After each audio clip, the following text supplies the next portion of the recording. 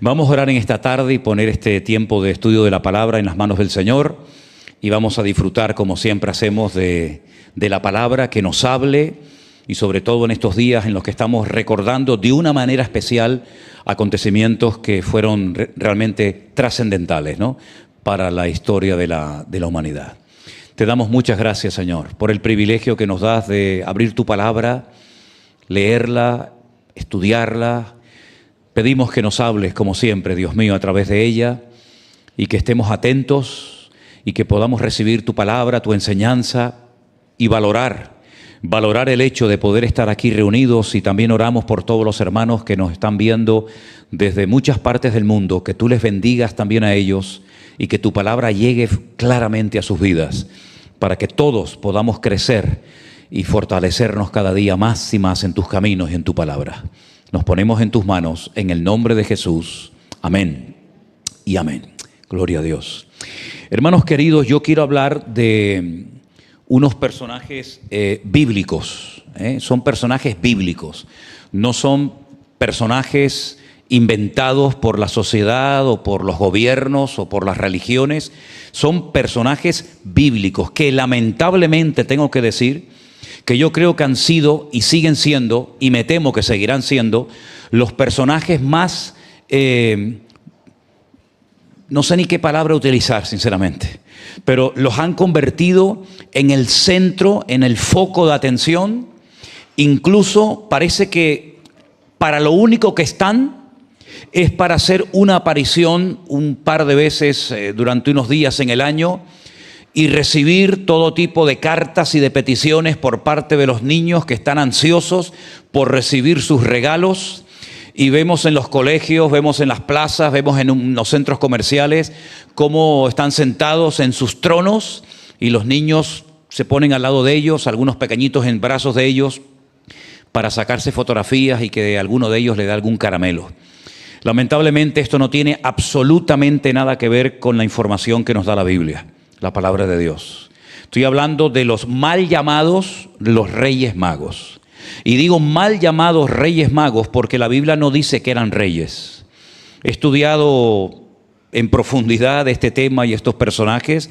Y primeramente, antes de entrar en materia y leer una porción del Evangelio de Mateo, primeramente decir eso, que no son reyes. En ningún momento la palabra reyes aparece en el texto bíblico. Aparece una palabra que es la palabra magoi. La palabra magoi lamentablemente se ha ido deteriorando con el paso del tiempo, hasta el punto que esa palabra vuelve a aparecer en el libro de los Hechos cuando la Biblia hace referencia a un tal Simón el Mago. ¿Se acuerdan?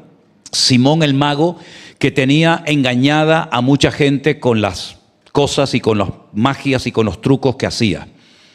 Los magoi o los magos fueron gente muy respetada en la antigüedad. Eran personas que eran fundamentalmente astrónomos, ¿verdad?, que estudiaban las constelaciones, las estrellas, los planetas, etcétera. Y eran personas estudiosas, personas cultas. Luego después pasaron, sobre todo en el Imperio Persa, a hacer más bien un servicio sacerdotal, en toda ceremonia de nacimientos, de matrimonios, de muertes, etcétera, siempre tenía que haber la presencia de un magoi, ¿vale?, que era una especie de sacerdote, así como una especie de levita, pero en aquella cultura persa. Con el paso del tiempo, pues comenzaron a hacer una mala utilización de sus conocimientos y de ahí viene todo lo que es la astrología, todo el estudio de los astros, de los signos del zodíaco, etcétera, etcétera. Pero durante muchos siglos fueron personas respetadas, personas cultas, personas, digamos, inteligentes, sabias, que se dedicaban fundamentalmente al estudio de las estrellas, de las constelaciones, como he dicho. No eran reyes, eran magos o magois, eran astrónomos. En segundo lugar, también quiero decir que tampoco la Biblia nos da el nombre. Hoy en día los reyes magos para la gente tienen nombres que son, Isma, que a Isma le gusta mucho esto. Esos nombres no aparecen en la Biblia. La Biblia no dice cómo se llamaban. Pero es que lo curioso es que la Biblia tampoco dice cuántos eran. ¿Por qué 3? Bueno, pues porque en aquellos tiempos se consideraba que eran como representantes de los 3 continentes que se conocían en aquel tiempo, que era África, por eso hay uno que es negrito, tenemos a otro que es el representante de Europa y tenemos a otro que sería el representante de Asia. Y los 3 representan a los 3 continentes, ¿verdad?, que van a adorar al niño Jesús, a Belén, ¿no? Pero la Biblia no dice ni el nombre, ni que eran reyes, ni tampoco cuántos eran. Podían ser 3, no hay ningún problema en que fueran 3. ¿De dónde sacan la conclusión de que fueran 3? Pues de la explicación que les acabo de dar. Y aparte, como se mencionan 3 regalos, oro, incienso y mirra, pues dice, bueno, cada uno de ellos, uno trajo el oro, otro incienso y el otro la mirra. Pero realmente no podemos decir, según la Biblia, cuántos eran. Podían ser 3, 4, 5, 8, 10 o los que fueran. Eso es realmente lo de menos. La Biblia nos dice lo siguiente referente a estos personajes bíblicos. Y quiero decir antes de leer Mateo capítulo 2, que no es ningún pecado hablar en estos días, como en cualquier época del año, pues del nacimiento de Jesús, de José, de María, de los pastores, de los magos de Oriente. No es ningún pecado, no es ningún delito. Algunos se llevan las manos a la cabeza. ¿Cómo es posible que el pastor en estos días esté hablando del nacimiento de Jesús? Bueno, hablo del nacimiento de Jesús porque es un tema que está en la Biblia. ¿O es que la Biblia no habla del nacimiento de Jesús? ¿O es que la Biblia no habla de unos magos que vinieron de Oriente a adorar a Jesús? ¿O es que la Biblia no habla de unos pastores que fueron advertidos por una hueste de ángeles que les dijeron que había nacido en la ciudad de Belén el Hijo de Dios? Es decir, podemos hablar de estos temas en cualquier época del año.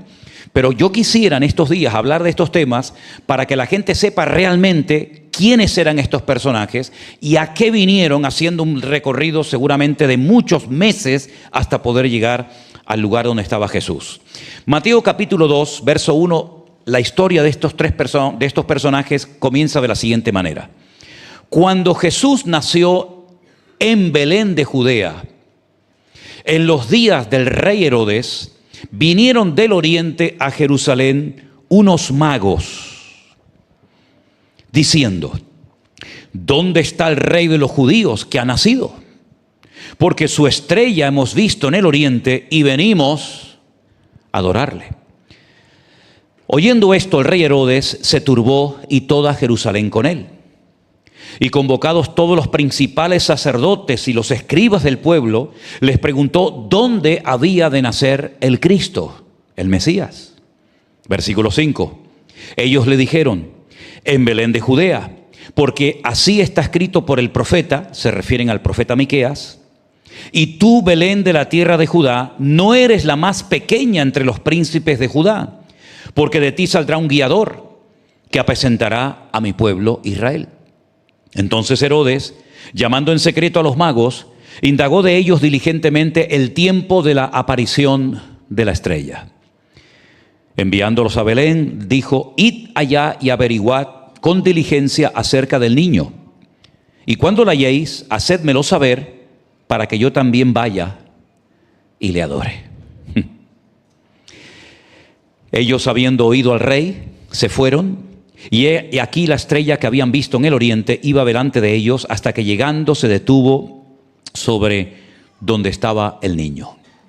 Dice el versículo 10, y al ver la estrella se regocijaron con muy grande gozo.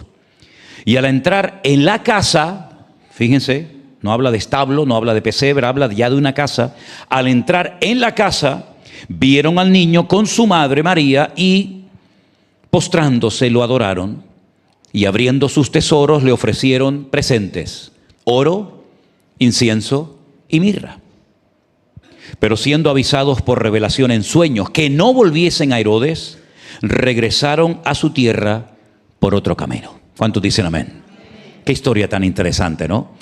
Por cierto, Marcos no nos dice nada de la visita de estos personajes, y Lucas tampoco, y Juan tampoco. Así que doy gracias a Mateo, porque se animó a contarnos la visita de estos hombres que vinieron de lejanas tierras a traerle presentes al Señor Jesús, al niño en aquel momento, porque si Mateo no nos hubiera hablado de estos personajes, nunca sabríamos, nunca, que el Señor Jesús y sus padres fueron visitados por estos personajes tan interesantes. Ahora, yo tengo una opinión personal que a lo largo de la exposición de la palabra esta noche se la voy a dar en cuanto a estos personajes. Pero vamos a empezar analizando un poquito el versículo 1. El versículo 1 dice que Jesús nació, pues donde dice la Biblia que tenía que nacer, en Belén de Judea. El único profeta del Antiguo Testamento, y mira que hay profetas en el Antiguo Testamento, muchos conocidos y otros no tan conocidos, muchos recibieron mucha información acerca del Señor Jesús, por supuesto unos más y otros menos, pero el único profeta de la antigüedad que sabía dónde iba a nacer el Señor fue el profeta Miqueas. El profeta Miqueas profetizó que cuando viniera el Mesías, que cuando naciera el Mesías, y esto es muy interesante decirlo, porque el Mesías no iba a venir del cielo de mayor, de adulto, sino que iba a nacer. Es decir, que el Mesías habría una etapa en su vida en la que sería un bebé, sería un niño pequeño, y tendría una madre y un lugar de nacimiento. Y esto es muy importante porque hasta el día de hoy, algunas personas creen que cuando venga el Mesías, algunos creen por primera vez, vendrá de adulto, vendrá ya grande. Y eso no es lo que dice la Biblia referente a la primera venida del Mesías. El profeta Miqueas dice que tendría que nacer como cualquier ser humano, de una mujer, con dolores de parto, en fin, todo lo que eso conlleva. Y tendría que nacer en un lugar específico, que era Belén de la provincia o de la región de Judea. Ahora, en el Antiguo Testamento se habla de Belén, no es la primera vez que aparece este nombre en la Biblia. En hebreo el nombre es Bet-Lehem, que significa la casa del pan. Era un lugar donde se criaban los corderos que luego se iban a sacrificar en el templo fundamentalmente, y era un lugar donde había muy buena tierra para la siembra. Prueba de ello es que en esa población vivía un señor llamado Booz. ¿Se acuerdan de Booz? ¿Se acuerdan de él? Booz era el hijo de Rahab, que se había casado a su vez con un israelita. Booz tenía muchas tierras en Belén de Judea, y él vivía allí, y allí fue donde llegó Noemí, viuda, porque había perdido a su marido y a sus 2 hijos, pero llegó con una de sus nueras. ¿Quién era? Exactamente, Ruth la Moabita. Y saben ustedes que Belén es tan alto, Belén está casi 800 metros de altura, y desde Belén se ve enfrente las montañas de Moab, se ve Jordania. Y allí es donde estaba Ruth trabajando para su suegra Noemí. No solamente aparece Belén en la Biblia en esa ocasión, sino que tiempo atrás una mujer al dar a luz murió en el parto. Y es la única matriarca del pueblo de Israel que no está enterrada en Hebrón, en la cueva de los patriarcas y de las matriarcas. En la cueva en Hebrón está Abraham, Isaac y Jacob. Y al lado está Sara, la esposa del patriarca Abraham. Al lado de Isaac está su esposa Rebeca. Pero al lado de Jacob no está enterrada Raquel, sino está Lea. Porque Raquel murió en el parto y está enterrada muy, muy cerca de Belén. ¿Sí? Un poquito antes de llegar a Belén, nosotros hemos tenido la oportunidad de ir, no muchas veces, pero tal vez 3 o 4 veces yo he ido a Belén. Y yendo de Jerusalén a Belén, que hay como aproximadamente unos 10 kilómetros hacia el sur, te encuentras con un lugar donde dice tumba de Raquel. Y allí va mucha gente a orar y a visitar la tumba, ¿no? Así que ella está enterrada muy cerca de Belén. Pero sin lugar a dudas, Belén en el Antiguo Testamento era muy, muy conocido porque allí nació nada más y nada menos que el rey más grande y más importante de todos los que hubieron en Israel, que fue el rey David. El rey David. El rey David nació en Belén y hay una historia muy bonita donde él dice en alta voz a sus soldados: ¿quién me diera a beber del pozo, de las aguas del pozo de Belén? Y allí entran sus soldados jugándose la vida, cogen un poco de agua del pozo, se lo llevan, y entonces él cuando la derrama, ¿verdad? También lo hizo Alejandro Magno en su momento, ¿no? Pero bueno, a lo que vamos, fue en ese lugar donde nació el Señor Jesucristo. Como dije el domingo, sus padres no vivían en Belén, vivían en Galilea, muy lejos. Desde Belén hasta donde vivían sus padres hay 130 kilómetros. Imagínense lo que es caminar 130 kilómetros para llegar a Belén de Judea, porque en aquellos días Augusto César, del cual hablé un poquito el domingo, había dado un edicto había promulgado que todo el mundo tenía que ir a su lugar de origen para ser empadronados. Y justamente allí, en aquellos días, nació el Señor Jesucristo, en días del rey Herodes.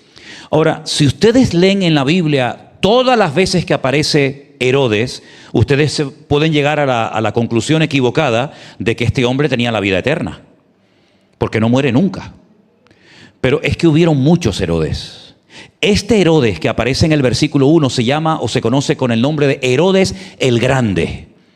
Este fue el que construyó, por ejemplo, Masada, el templo que hay en Masada, que se sube con un teleférico, que hemos subido muchas veces allá arriba. Este fue el que hizo el puerto y la ciudad de Cesarea la Marítima.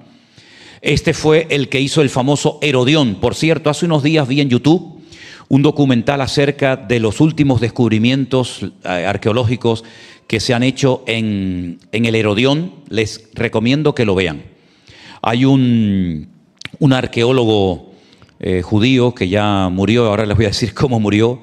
Este arqueólogo se llamaba Ehud, no me acuerdo el otro nombre, pero sé que su nombre era Ehud. 40 años estuvo tratando de localizar la tumba del rey Herodes. 40 años. Finalmente la encontró. Hay una montaña artificial, no es una montaña natural. Herodes lo que hizo fue que mandó hacer una montaña artificial, la rodeó con unas murallas enormes y dentro construyó una auténtica ciudad. Se puede visitar, véanlo en YouTube, es tremendamente interesante. La cantidad de habitaciones, de palacios, de dependencias es tremendo. Y allí fue enterrado el rey Herodes el Grande. Pero durante 40 años este arqueólogo judío llamado Ehud no la encontró, pero finalmente la encontró. Un sarcófago enorme, y un día caminando por unas murallas que rodean el Herodión, como así se llama, tropezó y cayó encima de la tumba del rey Herodes y allí se quedó y murió. ¿Qué les parece? Las paradojas de la vida. 40 años buscando la tumba del rey Herodes, tropieza y se cae encima de la tumba. Bueno, para que después digan que no la encontró, para que después digan que se equivocó de tumba. Bueno, pues allí era donde vivía este hombre, un hombre terrible. Si ustedes están interesados un poquito en conocer la historia, este era un demonio. Mira, este mató a su madre, se llamaba Alejandra. No hay ninguna Alejandra aquí, ¿no? Mató a su mujer, a Mariana. Mató a 3 de sus hijos, Antípater, Alejandro y Aristóbulo. Los romanos, que fueron los que le pusieron, porque este era idumeo y medio judío, ¿verdad? Lo pusieron los romanos porque se fiaban de él, era cruel. Los romanos decían que un cerdo vivía más seguro que una persona en el palacio del rey Herodes. Era desconfiado, era antipático, era agresivo, era terrible.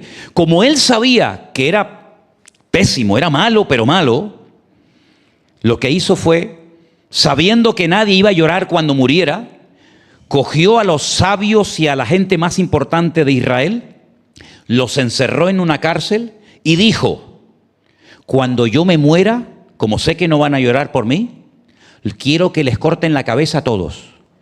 Y así van a llorar. Y la historia dirá que estaban llorando por mí. Este era el rey Herodes. Tú imagínate haber nacido en esa época.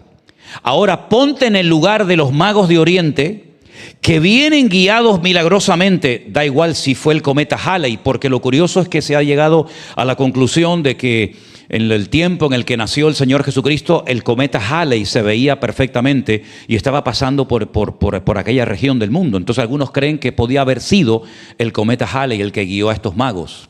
Otros piensan que fue una alineación de las estrellas Almitag, Almilán y Mintakah, que se alinearon con una serie de planetas y Júpiter y no sé qué. Bueno, realmente no sabemos exactamente qué fue lo que sucedió, pero estos hombres entendieron que alguien importante había nacido y que había que ir a adorarlo y había que ir a hacer acto de presencia y llevarle presentes, pues como se hacía cada vez que se visitaba a una persona importante, y en este caso un rey. La cuestión está en que ahora imagínense con este personaje siniestro que es capaz de matar a sus hijos, capaz de matar a su madre, capaz de matar a su esposa, capaz de matar a todo lo que se le pusiera por delante. Ahora llegan estos y le dicen: ¿dónde está el rey de los judíos que ha nacido? ¿Saben lo que es decirle a Herodes en la cara ha nacido el rey de los judíos y venimos a adorarlo. Pero es que tienen delante de él al que supuestamente en ese momento era el rey de Israel. Se jugaron la vida. Que poco se habla de lo valientes que fueron los magos de Oriente, ¿eh? Porque todo el mundo sabía el carácter que tenía Herodes, ¿eh? Todo el mundo sabía perfectamente cómo era este hombre. ¿Cómo se atrevieron a ir a este hombre a decirle: hemos venido a adorar al rey de los judíos porque su estrella hemos visto en el oriente y venimos a adorarlo? Era jugarse la vida. Pero lo hicieron, lo hicieron. Lo curioso es que Herodes, que conocía un poco las escrituras porque tenía algo de judío en su sangre, llamó, dice que a los principales sacerdotes y a los escribas del pueblo, los profesionales de la religión, y le dice: ¿dónde tiene que nacer el Mesías según las Sagradas Escrituras? Y ellos le dieron la respuesta exacta. Conocían el versículo de memoria. No puede nacer en cualquier parte, tiene que nacer en Belén de Judea, porque así lo dijo el profeta Miqueas en el capítulo 5, versículo 2 de su libro. En Belén de Judea. Y el que nazca en ese lugar, que va a ser el Mesías, será el guiador del pueblo de Israel y será el que va a apacentar a toda la nación y a todo el pueblo. La pregunta que yo me he hecho al leer este texto, y mira que he leído este versículo y este pasaje no sé cuántas veces: ¿por qué, si ya sabían que había nacido el Mesías, por qué no fue ningún sacerdote ni ningún escriba a ver cómo era el niño, a ver dónde estaba, a comprobar si efectivamente era del linaje de la tribu de Judá? ¿Por qué no fueron los sumos sacerdotes? ¿Por qué no fue una comitiva de los sacerdotes, de los levitas, para comprobar si realmente lo que estaban contando esta gente era verdad? Es que mira, yo he notado en este pasaje que en la época en la que nació Jesús, fundamentalmente hubo tres reacciones. Tres reacciones. Por una parte, el odio de Herodes, porque lo que quería Herodes era matarlo, no quería ir a adorarlo. El odio de Herodes. Por otra parte, la indiferencia total y absoluta de los sacerdotes y escribas. Ha nacido, sí, en Belén de Judea, sí, yo no voy, yo no tengo que ir para nada. Y esos eran los religiosos. Esos eran los que tenían que ir a comprobar. Preferían estar en el templo mirando los pelos de las cabras y de las ovejas, cumplir con el ritual de los sacrificios, que ir a comprobar si realmente había nacido el Mesías. Es que los religiosos son así, son los que se tragan el mosquito, no. Son los que cuelan el mosquito, eso, y se tragan el camello, ¿verdad? Preferían estar en el templo. Bueno, ya ha nacido, ya iremos. Como dicen algunos cuando los invitamos a los cultos, ¿no? Me lo dijo esta mañana un señor, ya me lo ha dicho 50 veces. Algún día iré. El domingo a lo mejor voy, y me lo lleva diciendo desde el 2003. Algún día. ¿Por qué no fueron los sacerdotes? ¿Por qué no fueron los escribas? Indiferencia total y absoluta. Así que tenemos la reacción del odio de Herodes, la reacción de indiferencia de los sacerdotes, pero la reacción de admiración y de adoración por parte de aquellos hombres que vinieron de lejanas tierras, seguramente viajando durante, no quiero decir años, pero seguro viajaron durante muchos meses, durante mucho tiempo. Y hoy en día seguimos viendo la misma reacción. Unos odian a Cristo, no quieren ni hablar de Él. Porque me hace gracia que cuando vienen los magos de Oriente, en los colegios, en el estadio que van a venir dentro de unos días, o donde sea, vienen los magos de Oriente y han quitado todo el protagonismo del protagonista de la historia, que es el Señor Jesús. Ellos se han posicionado y los actores secundarios han desplazado al actor principal, que fue nuestro Señor Jesucristo. Porque los magos de Oriente, ¿de dónde vienen? ¿Por qué vinieron de lejanas tierras? ¿A quién vinieron a adorar? ¿Por qué fueron hasta Belén de Judea? ¿Qué tiene que ver lo de la estrella? La gente no tiene ni la más remota idea. Yo sé que hay algunos hermanos que nos están viendo de otros países en esta tarde que les sorprende esto de los magos de Oriente, pero es que aquí en España esto está tan arraigado. Yo sé que, por ejemplo, en otros países está lo del Papá Noel, ¿no? Yo me acuerdo de niño lo llamábamos San Nicolás. En Venezuela lo llamábamos San Nicolás. Estaba de Papá Noel, San Nicolás, ¿cómo se llama? Hay más nombres, ¿no? Santa Claus y todo ese rollo. No, el niño Jesús es otro. Ese es otro. Ese es el protagonista. Ese es el protagonista. El tema es que en España, el día 6 de enero, si no recuerdo mal, es el día para los niños más importantes del año. Porque es el día en el que vienen los magos de Oriente con sus regalos o con carbón, según haya sido el comportamiento de Natán. Así que a ver lo que te van a traer este año. Y a mí me decían, bueno, ya no era tan pequeño, que había que dejar la ventana media abierta y dejarles algo de agua y comida para los camellos. Eso es lo que nos decían. Y uno hacía una carta con aquella ilusión, ¿verdad? Esto en España está muy arraigado, muy arraigado. Lo que me ha llamado la atención que cuando yo vine de Venezuela y salíamos a las calles estaban llenas de niños con balones, con bicicletas, con gente vestida de futbolista. Llevo 2 años asomándome al balcón el Día de Reyes y no hay ni un niño en la calle a esas horas. Claro, están con las maquinitas, están con las máquinas diabólicas en las casas jugando. Entonces ya eso de un balón, de una bicicleta, como que ya no pega, ¿no? Pero es interesante notar que estos hombres viajaron durante meses, hombres de ciencia, hombres cultos, hombres que sabían lo que significaba aquella alineación de planetas, hombres que sabían perfectamente lo que estaba sucediendo en lejanas tierras como era Belén de Judea. ¿De dónde sacaron esa información? Y ahí es donde yo voy a dar mi opinión personal. Ustedes saben que en el Antiguo Testamento hubo un profeta. No sé si él se consideraba profeta, pero nosotros lo consideramos y lo llamamos un profeta, que fue el profeta Daniel, que él había recibido a lo largo de su vida muchas visiones y revelaciones acerca de los acontecimientos finales. No voy a hablar ahora de todas las visiones y revelaciones y profecías que recibió porque nos llevaría mucho tiempo. Pero en una de ellas, él recibe la fecha de la primera venida del Mesías. El Señor le dijo, más o menos así, parafraseo el texto: sabe pues y entiende que desde la salida de la orden para restaurar Jerusalén y los muros hasta el Mesías príncipe, y le da una fecha. Se podía hacer un cálculo, desde que salieran del cautiverio en Babilonia hasta que apareciera el Mesías, pasarían 483 años o 69 semanas según el calendario hebreo, ¿no? Es decir que cuando salieran del cautiverio en Babilonia, que salieron en varios grupos, con Zorobabel, con Nehemías, etcétera, con Esdras, se podía contar y saber cuándo nacería el Mesías. Además se sabía dónde iba a nacer, que era en Belén de Judea. Es interesante notar que el día que el Señor Jesucristo entró triunfalmente a la ciudad de Jerusalén, antes de entrar, se detiene en el Monte de los Olivos, y hay allí una iglesia que se llama la iglesia de la lágrima, que tiene como forma de lágrima, ¿verdad?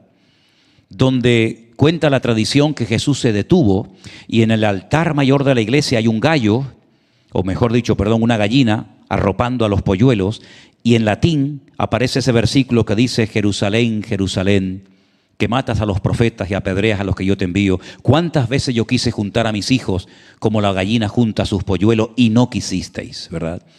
Allí se para el Señor Jesucristo y llora, porque Él sabe que aunque ese día le van a recibir triunfalmente y van a decir aquella frase que se decía solamente cuando viniera el Mesías, Baruch haba Beshem Adonai, bendito el que viene en nombre del Señor, Él sabía perfectamente que esa multitud, que esa masa de gente que le estaba recibiendo con palmas y con vítores ese día, esos mismos, esa misma semana, iban a pedir su vida a Poncio Pilato, el gobernador de Judea. Por lo tanto, Él llora, porque Él no solamente ve lo que le va a pasar dentro de unas horas, sino Él ve lo que le va a pasar a Él y lo que le va a pasar a la ciudad. Una destrucción total y absoluta que ocurrió pues unos pocos años después de su profecía, ¿no? En el año 70 después de Cristo.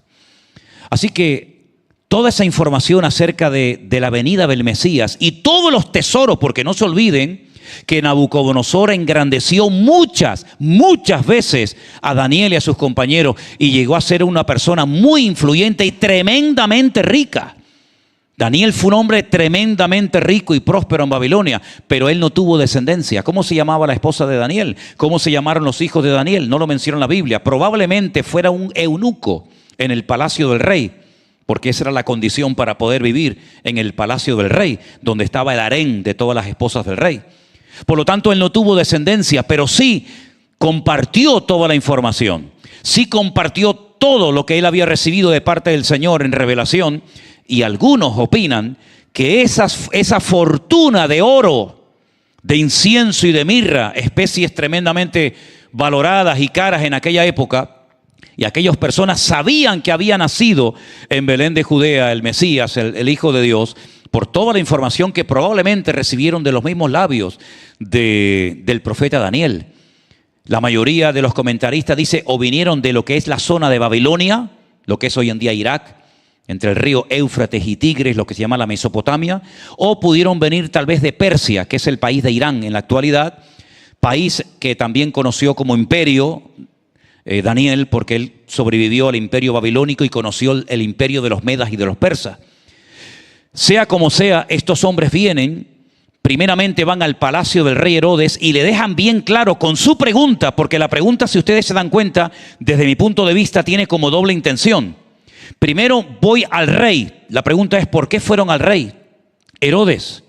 Sabiendo cómo era, sabiendo que podían perder la vida. ¿Por qué se atreven a ir al palacio del rey? A preguntarle dónde está el rey de los judíos. Es como si fuéramos, bueno, creo que el rey de España vive en ¿cómo se llama? La Zarzuela, ¿no? En la Zarzuela creo que es, ¿no? Sí, porque la Moncloa es el de Peter. Peter es el de la Moncloa. En la Zarzuela vive Felipe, ¿no? Y entonces imagínate que uno llega y se encuentra a Felipe, el rey de España, y dice, oye, una preguntita, venía a ver al rey de España. Y te dice, yo soy el rey de España, ¿no? Pues esa es la reacción que se habrá llevado Herodes, ¿no? Diciendo, ¿cómo que dónde está el rey de los judíos? Yo soy el rey de los judíos. No, tú no eres el rey de nadie. Tú eres un monigote. Tú eres un títere que ha puesto Roma. Pero tú no eres el rey de los judíos. Tú no eres ni judío. Tú no eres de la tribu de Judá. Se jugaron la vida. Pero al mismo tiempo le están diciendo al rey en su cara que tú no eres el rey y que el verdadero rey ha nacido hoy en esta ciudad donde tú vives. También me he preguntado muchas veces, si Herodes vivía en Belén, ¿por qué no fue con ellos en ese momento a ver dónde estaba el niño? Bueno, son muchas preguntas que probablemente el Señor nos aclare cuando estemos en su presencia, pero lo que me llama mucho la atención es que ni fue el rey Herodes, ni fueron los religiosos, ni fue nadie, sino solamente estas personas de lejanas tierras.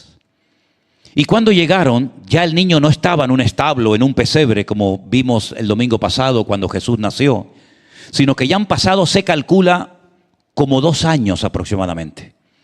¿Por qué decimos como 2 años? Porque el rey Herodes dice que mandó a matar a todos los niños menores de 2 años, no a los niños recién nacidos. Es que cuando los magos de Oriente vienen a visitar a José, a María y al niño, no es un niño recién nacido el que vienen a ver, sino es un niño que tiene probablemente 1 año, año y medio, máximo 2 años de edad. Cuando ellos llegan, la sorpresa para sus padres tuvo que ser tremenda. Me llama la atención que no mencionan al padre, porque dice que cuando entraron en la casa vieron al niño con su madre, pero no habla de que estaba José. Estaría trabajando a lo mejor, digo yo, no sé.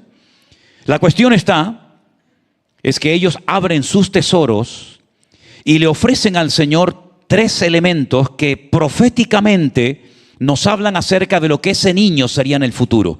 Dice que le dan oro, incienso y mirra.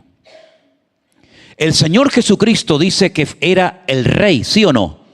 Hemos venido a ver al rey de los judíos. Cuando lo crucificaron, pusieron encima de la cruz un cartel en hebreo, en latín, y griego, que decía, este es el rey de los judíos que ha nacido, o este es el rey de los judíos. El ángel Gabriel le dijo a María que él sería el rey de todo Israel y que su reino no tendría fin. Así es que en el oro, la realeza, vemos que efectivamente él era el rey, pero no un rey normal y corriente, porque todos los reinos, todos los reyes tienen un principio y tienen un fin, pero el reino y el rey de reyes y señor de los señores nunca tendrá un fin, sino que reinará eternamente y para siempre. ¿Cuántos dicen amén? Pero también fue un profeta. Y también fue sacerdote, según la orden de Melquisedec, porque algunos dicen, Jesús no podía ser sacerdote, porque los sacerdotes solamente podían formar parte de la tribu de Leví.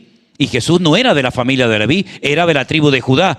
Pero ahí lo aclara la carta a los Hebreos, muy interesante por cierto, y dice que él era sacerdote según la orden de Melquisedec. Melquisedec en hebreo es Melech Sedec, que es el rey de justicia. Un personaje que aparece en el Antiguo Testamento cuando Abraham viene de haber peleado con unos reyes tremendamente poderosos y de repente aparece en la escena este hombre que dice que era rey de Salem. Eso dice en español, pero en hebreo dice que él era el Melech Shalom. Era el rey de la paz. ¿Y no recibe el Señor Jesucristo el título de rey o príncipe de paz? Dice que Abraham le da los diezmos. ¿Y dónde aprendió Abraham el tema de los diezmos? Si eso por primera vez se menciona como algo obligatorio en la ley de Moisés, y Moisés ni había nacido. Pero Abraham dice que le da los diezmos de todo lo que había ganado al rey de Salem o al rey de paz. Y además dice la carta a los Hebreos que nadie sabe ni cómo se llama el padre, ni la madre, ni tiene árbol genealógico, no tiene principio ni tiene fin. Este rey, amigos y hermanos, este rey de Salem fue sin lugar a dudas una de las muchas apariciones del Señor Jesucristo en el Antiguo Testamento. ¿Cuántos dicen amén? Y saben una cosa, el mismo Señor Jesucristo respalda lo que acabo de decir. Cuando un día el Señor Jesucristo está predicando y los judíos le dicen, nosotros nunca hemos sido esclavos de nadie. Nosotros somos hijos de Abraham. ¿Así? Le dice el Señor, ¿ustedes son hijos de Abraham? Ustedes son hijos de vuestro padre el diablo.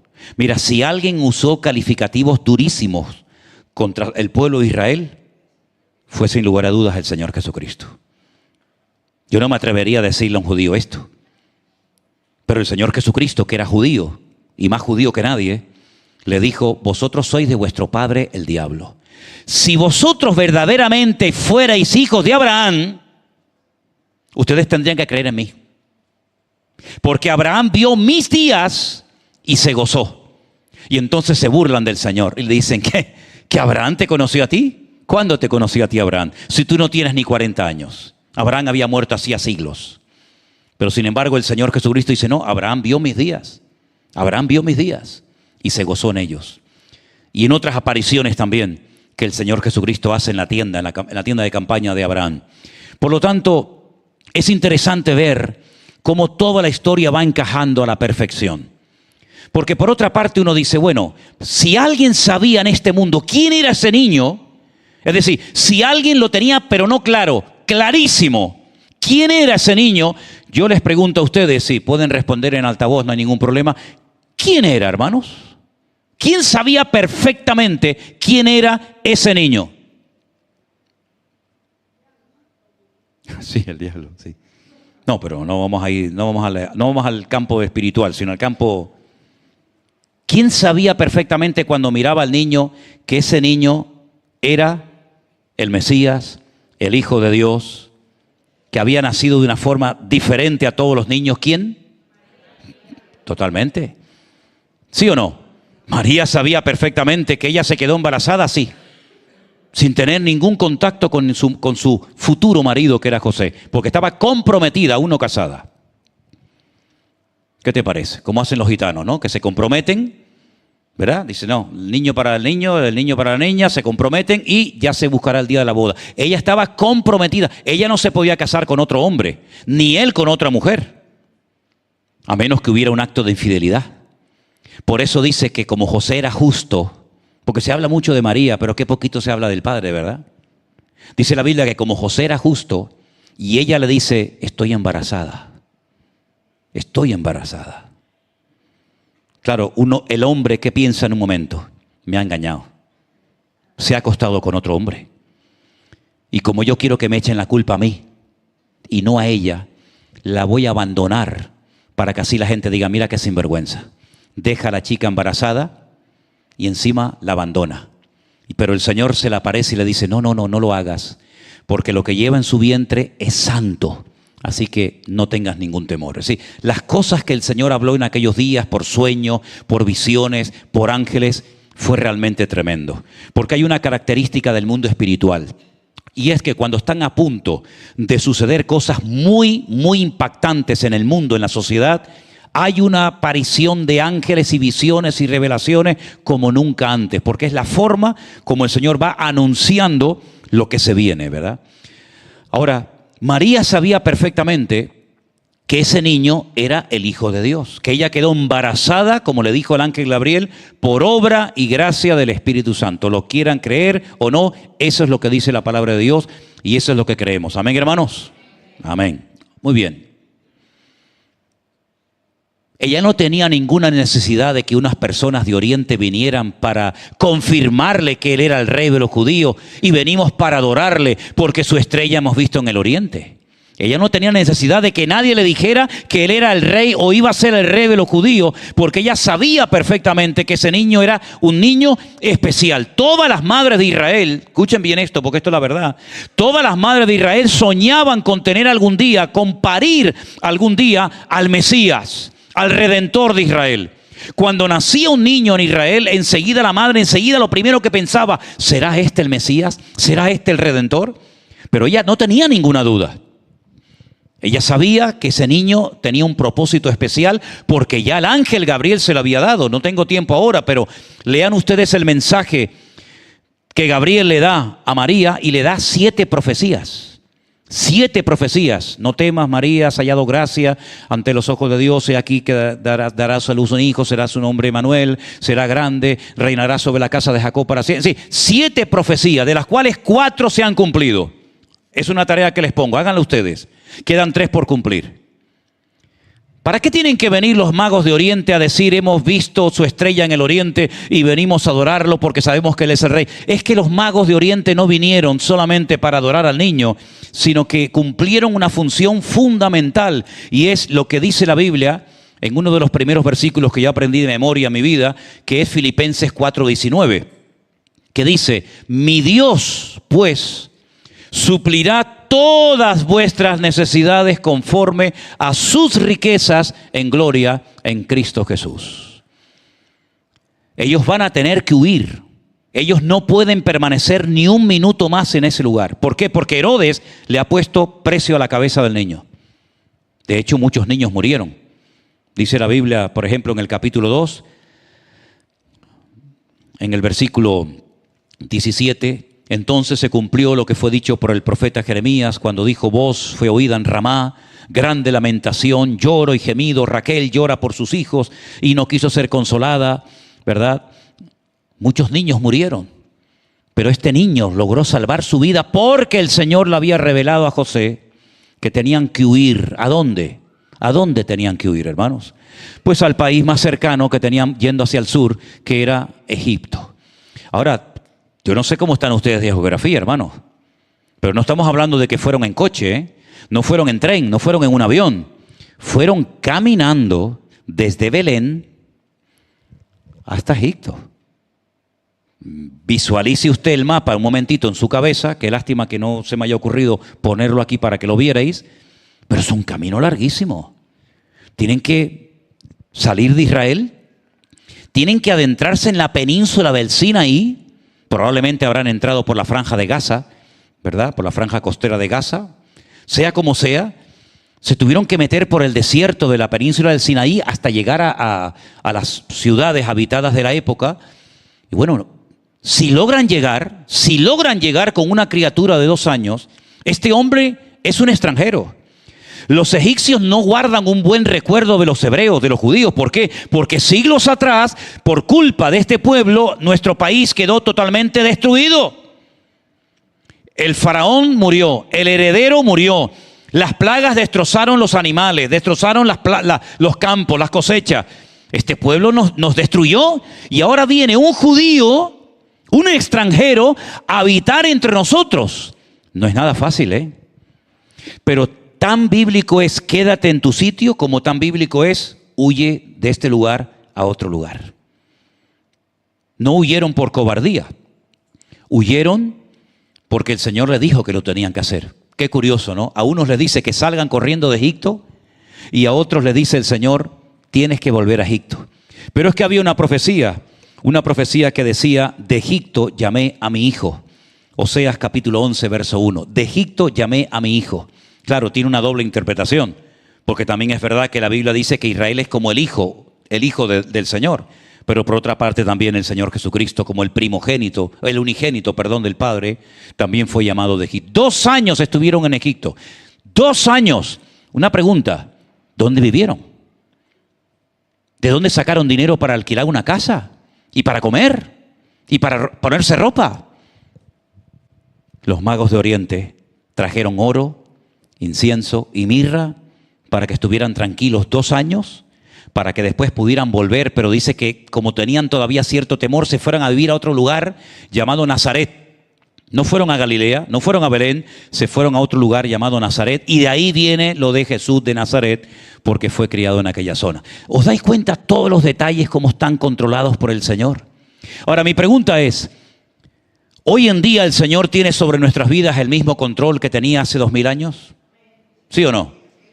Lo controla todo, lo sabe todo. A veces nosotros nos rompemos la cabeza, decimos, Señor, ¿cómo voy a pagar esto? ¿Cómo voy a pagar lo otro? ¿Y cómo voy a poder pagar esta factura? ¿Y cómo voy a hacer esto? El Señor tiene todo bajo control. ¿Nació el Señor Jesucristo en Belén de Judea, sí o no? Nació, hermanos, nació. Pero es que no podía nacer porque las probabilidades eran remotas, porque es que sus padres no vivían allí. ¿Cómo se va a ir 130 kilómetros caminando una mujer con un barrigón así? Pues se fue. Porque había un edicto, era una ley, era una obligación tener que ir al lugar de origen. Imagínense ustedes el barrigón que tenía hasta el otro día aquí doña Agus. Imagínense con ese barrigón que se tenga que ir caminando 130 kilómetros. Eso no hay quien la aguante. Pero mira cómo el Señor utilizó a César Augusto, que no sabía nada de las profecías de la Biblia, para que tuviera que movilizar a millones de personas y sobre todo a José y a María y llegara el día exacto del nacimiento del Señor Jesús. Mira cómo el Señor tenía todo preparado de antemano para que José y María pudieran huir a Egipto y estar tranquilitos 2 años sin tener que preocuparse por los aspectos económicos. Ese es nuestro Dios.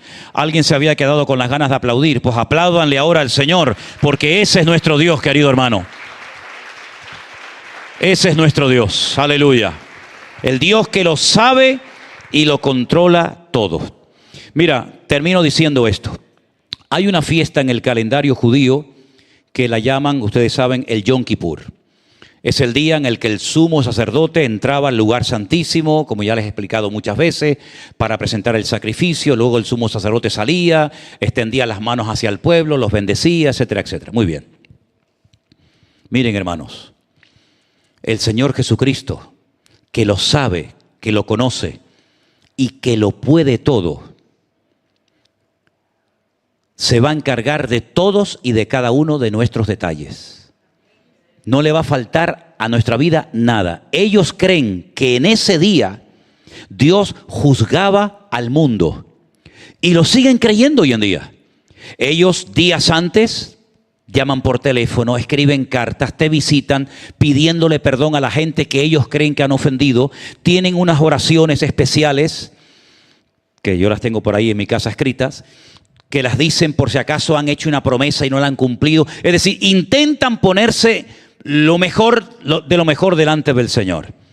Pero lo que me llama la atención es que ellos tienen una costumbre que dicen que ese día, el día del Yom Kippur, Dios decide lo que en el próximo año te va a pasar con tu vida. Ahí Dios decide cuánto vas a ganar, todo lo que te va a suceder. En ese día Dios hace como un balance de lo que ha sido tu vida y dice, bueno, de aquí al próximo año a este hombre le va a pasar esto, esto y esto y esto. Es una costumbre, es una tradición que ellos tienen. Sea como sea, lo que sí creemos y tenemos la seguridad absoluta de que si estamos en línea con el Señor, en orden, en obediencia, en santidad, alineados con Él, los que amamos a Dios, todas las cosas nos van a ayudar a bien. José tuvo que cerrar su carpintería, tuvo que cerrar su pequeño negocio, sus herramientas, lo tuvo que dejar todo, su casa, su herramienta, todo. ¿Pero por qué? Porque el Señor lo movió. Y dice la Biblia que cuando uno cree en el Señor, el que mueve a esa persona es el Espíritu de Dios. Y fíjense hasta qué punto es importante aprender a moverte, no por impulsos carnales, no por emociones, sino por el Espíritu de Dios, que en el capítulo 8 de Romanos, que es un capítulo maravilloso, se llama, o lo titulan, Viviendo en el Espíritu, que para mí es uno de los capítulos más profundos y preciosos de la Biblia. Hay un versículo que dice que los hijos de Dios son los que se dejan guiar por el Espíritu de Dios. En otras palabras, una característica típica de una persona que es un verdadero hijo de Dios es que lo que mueve a ese hombre, lo que impulsa a esa persona, no son sus intereses personales, no son los asuntos económicos o de cualquier otra índole, sino que lo mueve y lo impulsa es el Espíritu de Dios. Porque dice que todo el que ha nacido del Espíritu, pues se deja guiar por el Espíritu, y tú no sabes de dónde viene el viento ni a dónde va. Dice, así son los hijos de Dios, que son guiados por el Espíritu de Dios. Y tú tienes que dejarte mover por el Señor. Que Él abra las puertas que quiere que atravieses y que permanezcan cerradas, aunque te duele y te haga llorar. Las puertas que el Señor no quiere que se abran. Y si aquello que querías tanto no se dio, no pasa nada. El Señor tendrá una cosa mejor. Me imagino a José, ¿no? Ya es algo personal. A Egipto. ¿Y para qué voy yo a Egipto? Pues si yo vivo aquí. Yo no vivo en Egipto. A mí no me gusta ir allí. Además, eso queda lejísimo. El calor que hace en Egipto. Y podía haber puesto 20,000 pegas. Callado la boca, Egipto. Ahí se fue a Egipto. Y lo mismo le pasó a Felipe cuando el Señor le dice, deja este avivamiento, deja este mover tremendo del Espíritu Santo en Samaria y vete al desierto. Y Felipe se calla y se va al desierto y obedece al Señor. Así es como tenemos que ser todos y cada uno de nosotros. Si tenemos a Cristo en nuestras vidas, si ha nacido en nuestros corazones, si es nuestro Rey, pues dice que esta gente lo que vino fue adorar al Señor Jesús. ¿Pero adorar a quién? A un rey. ¿Pero a qué rey? Si es un niño, si no habla, no ha hecho ningún milagro, no ha dado ninguna predicación, no es un niño prodigio que ya a los 2 años hace milagros y señales, como hay un libro apócrifo que dicen que Jesús cuando fue a Egipto sorprendía a la gente porque hacía, como el padre dice que era carpintero, son leyendas, ¿no? De hecho hay un viaje turístico que te llevan a la carpintería de José a Egipto. Y dice que el niño cogía trocitos de madera, hacía pajaritos de madera, soplaba y salían volando.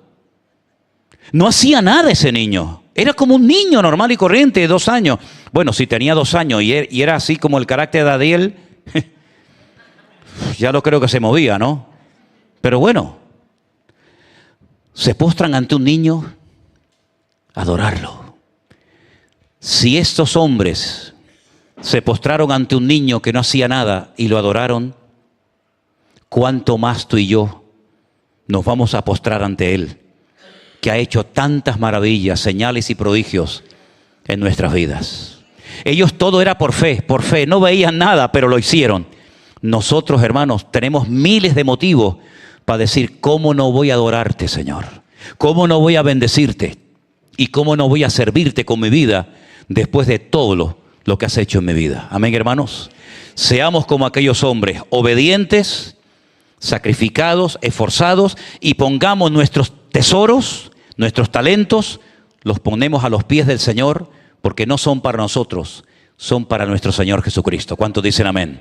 Denle un aplauso al Señor en esta noche y nos ponemos de pie. Aleluya. Gloria a ti, Señor Jesús. Señor, te damos gracias por tu palabra. Gracias porque en estos días, de una manera especial, podemos recordar estos acontecimientos maravillosos que cambiaron el rumbo de la historia, Señor. Gracias por el ejemplo de estos hombres que vinieron de lejanas tierras para adorarte a ti, Señor. Nosotros queremos hacerlo todos los días de nuestra vida, porque entendemos que tú eres nuestro Rey, nuestro Dios y nuestro bendito Salvador. Gracias, Padre, por tu palabra. La atesoramos y la guardamos en nuestros corazones con acción de gracias en el nombre de Jesús. Amén y amén. Dios les bendiga, queridos hermanos.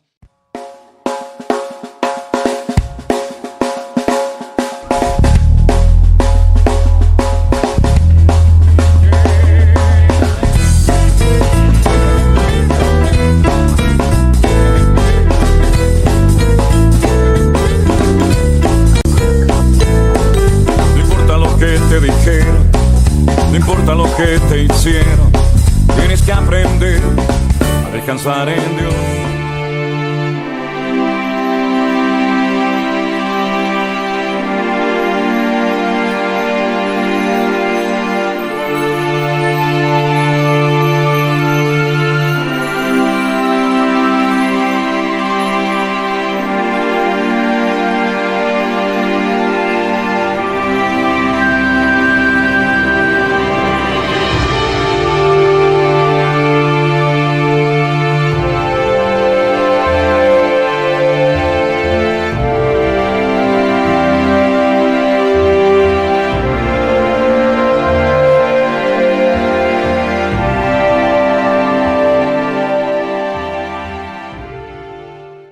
Hablar y compartir en esta tarde en el nombre de Jesús. Amén y amén. Gloria a Dios. Quiero llevarles en esta tarde a un capítulo precioso que es el capítulo 6 del Evangelio según San Juan. Evangelio según San Juan, capítulo 6. He estado estudiando y leyendo con detenimiento este capítulo durante esta semana. Y lo primero que me llama la atención de este capítulo es que aparecen dos milagros tremendos que hizo el Señor Jesucristo. El primer milagro va desde el versículo 1 hasta el versículo 15, y el segundo milagro nos lo relata Juan desde el versículo 16 hasta el 24. Vamos a leer el primer milagro de Cristo en el Evangelio según San Juan, capítulo 6, a partir del versículo 1. San Juan, capítulo 6, versículo 1.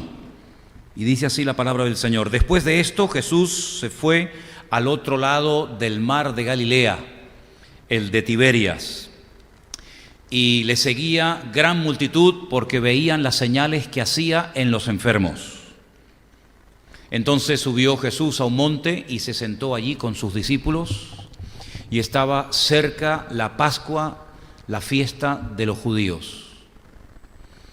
Cuando alzó Jesús los ojos y vio que había venido a él gran multitud, dijo a Felipe: ¿de dónde compraremos pan para que coman estos? Pero esto decía para probarle, porque él sabía lo que había que hacer. Felipe le respondió: 200 denarios de pan no bastarían para que cada uno de ellos tomase un poco. Uno de sus discípulos, Andrés, hermano de Simón Pedro, le dijo: aquí está un muchacho que tiene 5 panes de cebada y 2 pececillos, mas ¿qué es esto para tantos? Entonces Jesús dijo: haced recostar a la gente, y había mucha hierba en aquel lugar, y se recostaron como en número de 5,000 varones. Tomó Jesús aquellos panes y, habiendo dado gracias, los repartió entre los discípulos, y los discípulos entre los que estaban recostados, asimismo de los peces cuanto querían. El versículo 12 dice: y cuando se hubieron saciado, dijo a sus discípulos: recoged los pedazos que sobraron para que no se pierda nada. Recogieron pues y llenaron 12 cestas de pedazos, que los 5 panes de cebada sobraron a los que habían comido. Aquellos hombres entonces, viendo la señal que Jesús había hecho, dijeron: este verdaderamente es el profeta que había de venir al mundo. ¿Cuántos dicen amén? En este primer milagro que encontramos aquí en el capítulo 6 del Evangelio según San Juan, encontramos algo realmente extraordinario. Si fuéramos versículo por versículo, podríamos estar aquí horas, porque lo primero que me llama la atención es que este milagro aparece en los 4 evangelios. Se ve que es un milagro que tuvo que impactar mucho a los discípulos. No es que los demás milagros no fueran importantes, pero se nota en los evangelistas, Mateo, Marcos, Lucas y Juan, que hay cosas que les impactaron más que otras. Y este fue sin lugar a dudas un milagro muy particular. No es un milagro de una sanidad, no es un milagro de una liberación de una persona que tenía lucha o problemas con demonios. Es un milagro un tanto extraño porque es la primera vez que vemos en el ministerio del Señor Jesucristo una demostración de cómo el Señor con lo poco puede hacer cosas tremendas. Generalmente cuando vemos a Cristo haciendo milagros, Él no utilizaba algo para que se produjera el milagro. En muy pocas ocasiones, piensen mientras estoy hablando de esto, en muy pocas ocasiones el Señor, entre comillas, necesitó o usó algo para que se produjera un milagro. Vemos, por ejemplo, que en este milagro utiliza algo que le dan, panes y peces. Vemos en el capítulo 9 del Evangelio según San Juan cómo Él coge barro y le pone en los ojos a aquel ciego que no tenía. Vemos, por ejemplo, en el primer milagro también en Juan capítulo 2 que utiliza el agua que ya está allí para transformarla en vino.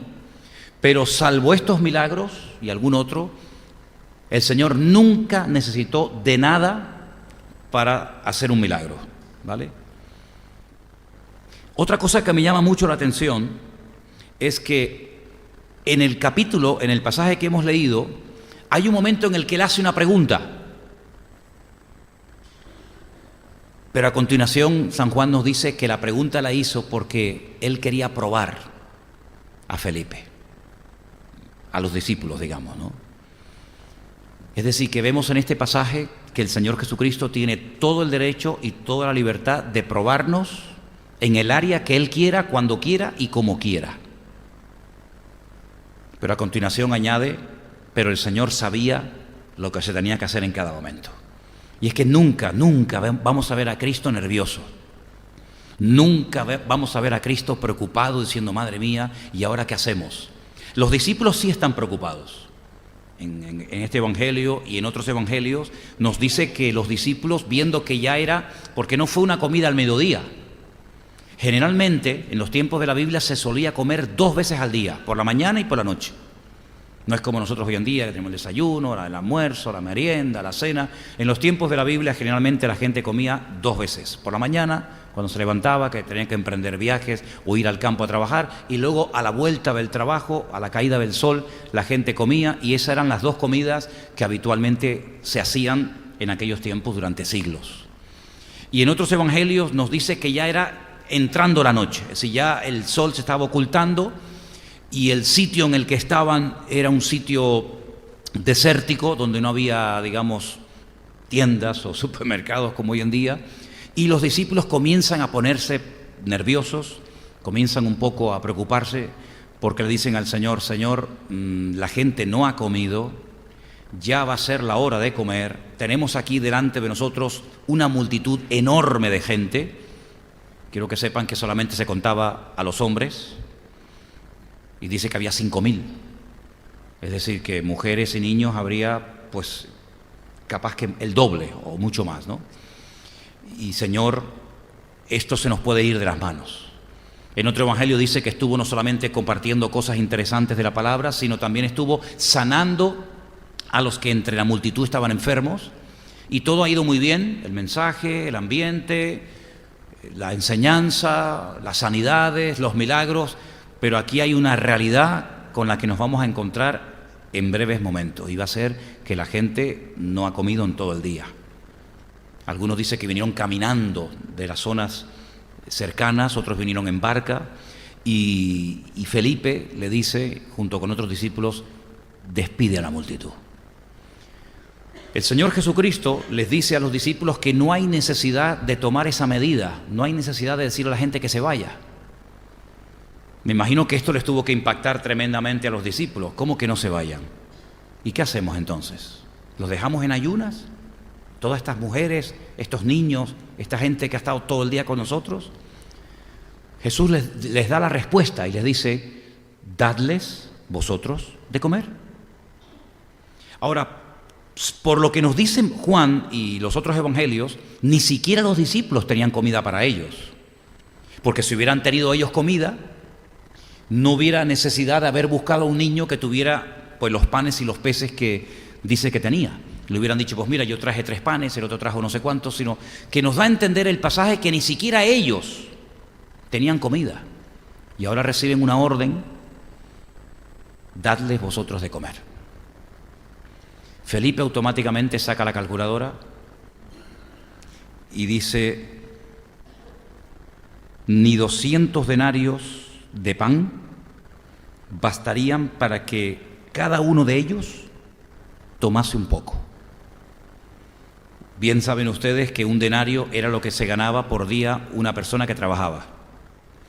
Se te está hablando de 200 denarios que no llegarían, te está hablando de casi el sueldo de un año para que cada uno cogiera un poco. Y yo tengo la completa seguridad de que en ese momento no había ese dinero entre los discípulos. Sin embargo, él recurre al cálculo y dice: bueno, con 200 denarios no llegaría para que todos comieran. Vamos a poner con 300. Pero la pregunta es: ¿los tenemos? ¿Tenemos los 300 denarios? ¿Tenemos recursos económicos para solucionar este problema? Y además, aunque lo tuviéramos, ¿dónde vamos a comprar tanta comida para 10 o 15.000 personas? Hasta hoy en día sería un problema.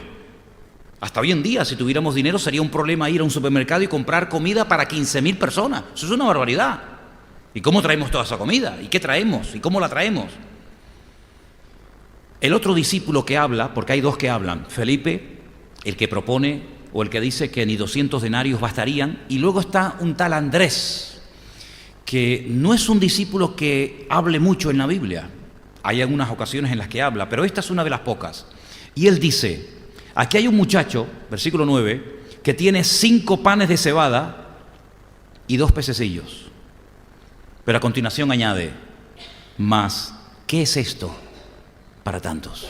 Uno, que 200 denarios no llegarían para dar de comer a todos. Y el otro dice que tenemos algo, pero al fin y al cabo no sirve de nada. En resumidas cuentas, el problema es un problema bastante grande. Uno cree que con dinero solucionaría el problema y el otro menosprecia lo que ha logrado conseguir, no sé cómo, pero se ha enterado que hay un niño, un muchacho, que tiene 5 panes y un par de peces, y menosprecia lo que ha conseguido. Las dos actitudes son incorrectas. Primero, la actitud de aquellos que piensan que teniendo dinero lo arreglo todo. Es verdad que con el dinero, seamos sinceros, se pueden hacer muchas cosas. Este local todos los meses necesitamos pagarlo con dinero, no con fe. Al dueño no puedes ir y decirle: mira, vamos a orar este mes para que el Señor ponga gozo y fe en tu corazón y no te pagamos. Cuando vas a poner gasolina tienes que pagar con dinero, cuando vas al supermercado tienes que pagar con dinero. En fin, el dinero sirve para muchas cosas, pero no para todo. Y en el mundo espiritual, si solamente nos sabemos mover por lo que tenemos, vamos a tener un grave problema. Y por otra parte, si lo que tenemos lo menospreciamos, también tenemos otro problema. Porque es cierto que hacía falta una gran cantidad de dinero para solucionar el problema, que no lo había. Pero por otra parte, lo que tienes tampoco lo valoras. No sé cuál de las dos es la peor actitud. Si no valoramos lo que tenemos, probablemente terminemos hasta perdiéndolo. Ahora, los discípulos, Andrés dice: he conseguido a un niño que tiene 5 panes y 2 peces. Pero esto, ¿de qué nos sirve? Eso es lo que él cree, que con eso no se puede hacer nada. Ahora mira lo que hace el Señor. Lo subrayé porque me llamó tanto la atención. Versículo 11. Jesús tomó aquellos panes y habiendo dado gracias, ahí está la clave, y habiendo dado gracias, los repartió entre los discípulos entre los que estaban recostados, asimismo de los peces, cuanto querían. Tú dices que esto no sirve de nada, que esto y nada es lo mismo. Dámelo a mí. El Señor coge lo que tú dices que no sirve para nada, da gracias por lo poquito y lo multiplica. Ahí está la clave. Ahí está la clave. La solución no está en tener 200, 300 o 10.000 denarios. La solución tampoco pasa por menospreciar lo poco. La Biblia dice: bienaventurado el varón que se gozó en el día de las pequeñeces. ¿Conocéis ese versículo? Está ahí en la Biblia, ¿eh? Bienaventurado el varón que se gozó, que se alegró, que no se quejó el día de las pequeñeces, el día que tenía poquitas cosas. Claro, cuando hay muchas. Pero él no supo gozarse con los 5 panes y con los 2 peces. El pobrecito niño habrá dicho: Hasta me quitan la merienda estos hombres, ¿no? Sin embargo, vemos que el Señor usa lo que le damos. ¿Por qué no hubo carne? ¿Por qué no hubo ensalada? ¿Por qué no hubo croquetas? ¿Por qué no hubo otro tipo de comida? Porque lo que le dieron al Señor es lo que el Señor multiplicó. Le dieron panes, multiplicó panes. Le dieron peces, multiplicó peces. Lo que le demos al Señor es lo que vamos a recibir, por supuesto, en mayor medida. Una comida muy sencilla, ¿eh? No hay ni primer plato, segundo plato, postre. ¿Cuál fue el postre? No hay nada. Lo que le demos al Señor es lo que el Señor va a multiplicar. Y una comida tan sencilla que a lo mejor te la dan a ti y la menosprecias, imagínate que hay de comer pan y peces. En Galicia es típico poner las sardinas asadas encima de un trozo de pan. Eso es muy típico. Un trocito de pan y la sardina encima. Esa fue la comida que Jesús proporcionó para ese día. Y esa comida tan sencilla, esa comida tan pobretona, sin ensalada, sin postre, sin nada, los evangelios lo registran como un milagro. Es que lo que nosotros a veces menospreciamos, el Señor lo considera un milagro y una provisión de fe y de abundancia para nuestra vida. ¿Cuántos dicen amén? Así que en este milagro vemos que el Señor nunca pierde el control. Como dice el evangelio que hemos leído, Él sabía lo que tenía que hacer.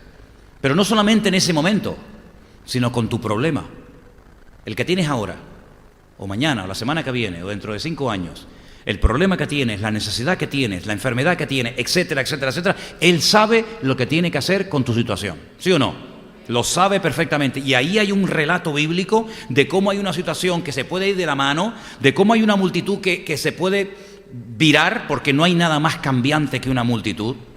Miren en un partido de fútbol, el equipo va perdiendo, insultan a todo el mundo, al árbitro, a la madre del árbitro, al primo del árbitro, al portero, a todo el mundo. Ese mismo equipo que acababan de insultar ahora marca un par de goles y gana el partido y lo suben a los pedestales. Qué cambiante es la multitud. Ahora te alabamos, mañana te crucificamos. Ahora te aplaudimos, mañana te crucificamos. Es así. El Señor sabía perfectamente lo que tenía que hacer. Estaban en el desierto, ¿y qué? ¿Y qué? Lo que necesitaba el Señor era un acto de fe, decir, mira, no tenemos mucho, pero lo que tenemos te lo damos. ¿Cuántos dicen amén? Y vemos que el Señor lo utilizó, lo multiplicó y el Señor lo que hizo fue que probó la fe, sobre todo de sus discípulos. Yo creo, y esta ya es una opinión personal, yo creo que mucha gente no se enteró del milagro. Yo no creo que en una multitud de 15 o 20.000 personas todo el mundo supiera lo que estaba pasando. Yo creo que seguramente habría mucha gente que, mira, toma, pan y peces. Ah, vale, gracias.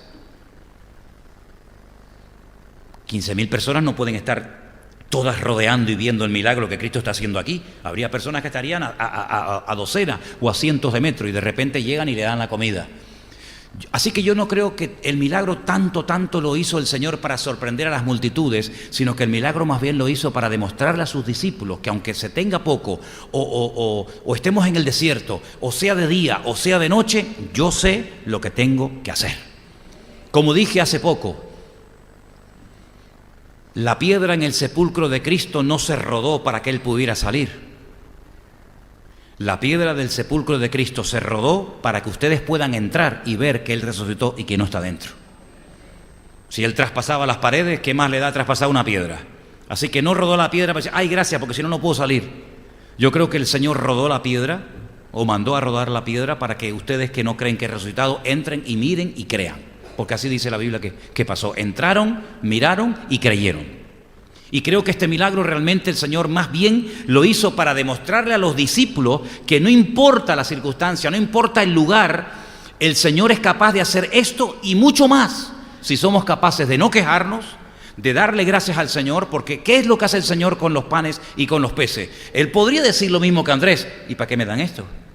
¿Y qué hago yo con 5 panes y con 2 peces? El Señor los coge y la actitud es lo que marca la diferencia, amigo. Lo que tú dices que no vale para nada, yo voy a dar gracias, y cuando dio gracias comenzó a multiplicar y comenzó a dar y comenzó a bendecir a la gente. Y dice la Biblia que no permitió que se quedaran tirados los pedazos, sino que dice en el versículo 12, Tomó Jesús aquellos panes, habiendo dado gracias, los partió, y en el 12 dice, recoged los pedazos que sobraron para que no se pierda nada. Es decir, no vamos a permitir que quede todo esto tirado, sino vamos a recoger todo, porque donde está el Señor siempre hay una señal característica. ¿Y cuál es? El orden. Imagínense 15.000 personas, todo tirado, espinas por aquí, pescados por allá. Vamos a recoger todo. Vamos a ponerlo en cestas y si alguien quiere llevarse alguna cesta, se la puede llevar. Pero cuando se marcharon de aquel lugar, nadie podía decir que aquí acaban de comer 15.000 o 20.000 personas. Vete a un estadio después de que termina un partido de fútbol. Aquello es un desastre. Vete a las calles cuando terminaba la noche anterior del carnaval. Un desastre. Hasta en la tumba de Cristo, cuando entraron, vieron los lienzos puestos allí, el sudario dobladito, bien puesto. Es decir, en la tumba de Cristo se respiraba orden, exactamente igual que en las habitaciones de los jóvenes hoy en día. Exactamente igual. Ese fue el primer milagro de Cristo. Felipe lo quiere arreglar con dinero, Andrés menosprecia, Jesús los toma, da gracias, multiplica y encima su nombre es glorificado. Si vamos al versículo 16... al anochecer del mismo día, aunque perdón, hay un detallito que quisiera mencionar del versículo 4, dice, estaba cerca la Pascua, la fiesta de los judíos. Si este versículo no estuviera, no cambia nada. Si se hace un milagro, hay un niño que da sus panes y sus peces, después lo recompensan dándole un montón, mucho más. ¿Para qué tiene que añadir que estaba cerca la Pascua? ¿Qué tiene que ver esto? Bueno, déjenme que les diga algo. La Pascua está a punto de celebrarse ahora en Israel. Acaba de terminar la fiesta de Purim y ahora está a punto de celebrarse la fiesta de la Pascua. En plena primavera, es cuando empieza la primavera, cuando los campos están bonitos, llenos de hierbas y donde hay luna llena. La luna llena generalmente está en la fiesta de la Pascua. Esto quiere decir que lo que está relatando Juan, tanto el milagro de la multiplicación de los panes y de los peces, como el que vamos a leer ahora, había suficiente luz para saber lo que allí estaba ocurriendo. Esa es la razón por la que Juan dice, oye, y estaba cerca la fiesta de la Pascua, como para decir, esto no se hizo a ocultas, sino se hizo con luz, una luz bien fuerte, bien potente, una luna bien grande, para que la gente pudiera observar lo que allí estaba ocurriendo. Imagínate la escena. Llega la noche y entonces sus discípulos se van al mar, entran en una barca, versículo 17, cruzan el mar hacia Capernaum, ya estaba oscuro y Jesús no había venido a ellos. Se levanta en el mar una tormenta tremenda, un viento que sopla. Cuando habían remado como 25, 30 estadios, 3 o 4 kilómetros, vieron a Jesús que andaba sobre el mar y se acercaba a la barca y tuvieron miedo. Para mí este es uno de los milagros más impresionantes de Cristo. Porque hay milagros que Cristo hizo que otras personas también los hicieron. Jesús resucitó muertos. También hubieron otras personas en la Biblia, tanto en el Antiguo como en el Nuevo Testamento, que también oraron por muertos y el Señor los resucitó. Elías resucitó muertos, Eliseo resucitó muertos, Pablo resucitó muertos, Pedro resucitó muertos. Por lo tanto, es un milagro que sí, es impresionante, pero hay milagros que también otras personas hicieron.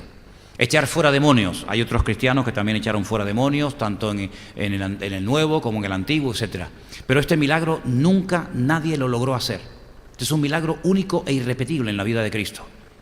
Solamente le permitió a otro hombre en toda la historia de la humanidad, ni a Abraham, ni a Moisés, ni a Jacob, ni a David, ni a Salomón, solamente a un discípulo le permitió que pudiera experimentar la misma sensación que se siente cuando una persona camina sobre el mar. ¿Sí? El ser humano no tiene la capacidad de caminar sobre ningún líquido, ni agua, ni leche, ni vino, ni aceite, ni nada. El ser humano se hunde en cualquier líquido, da igual.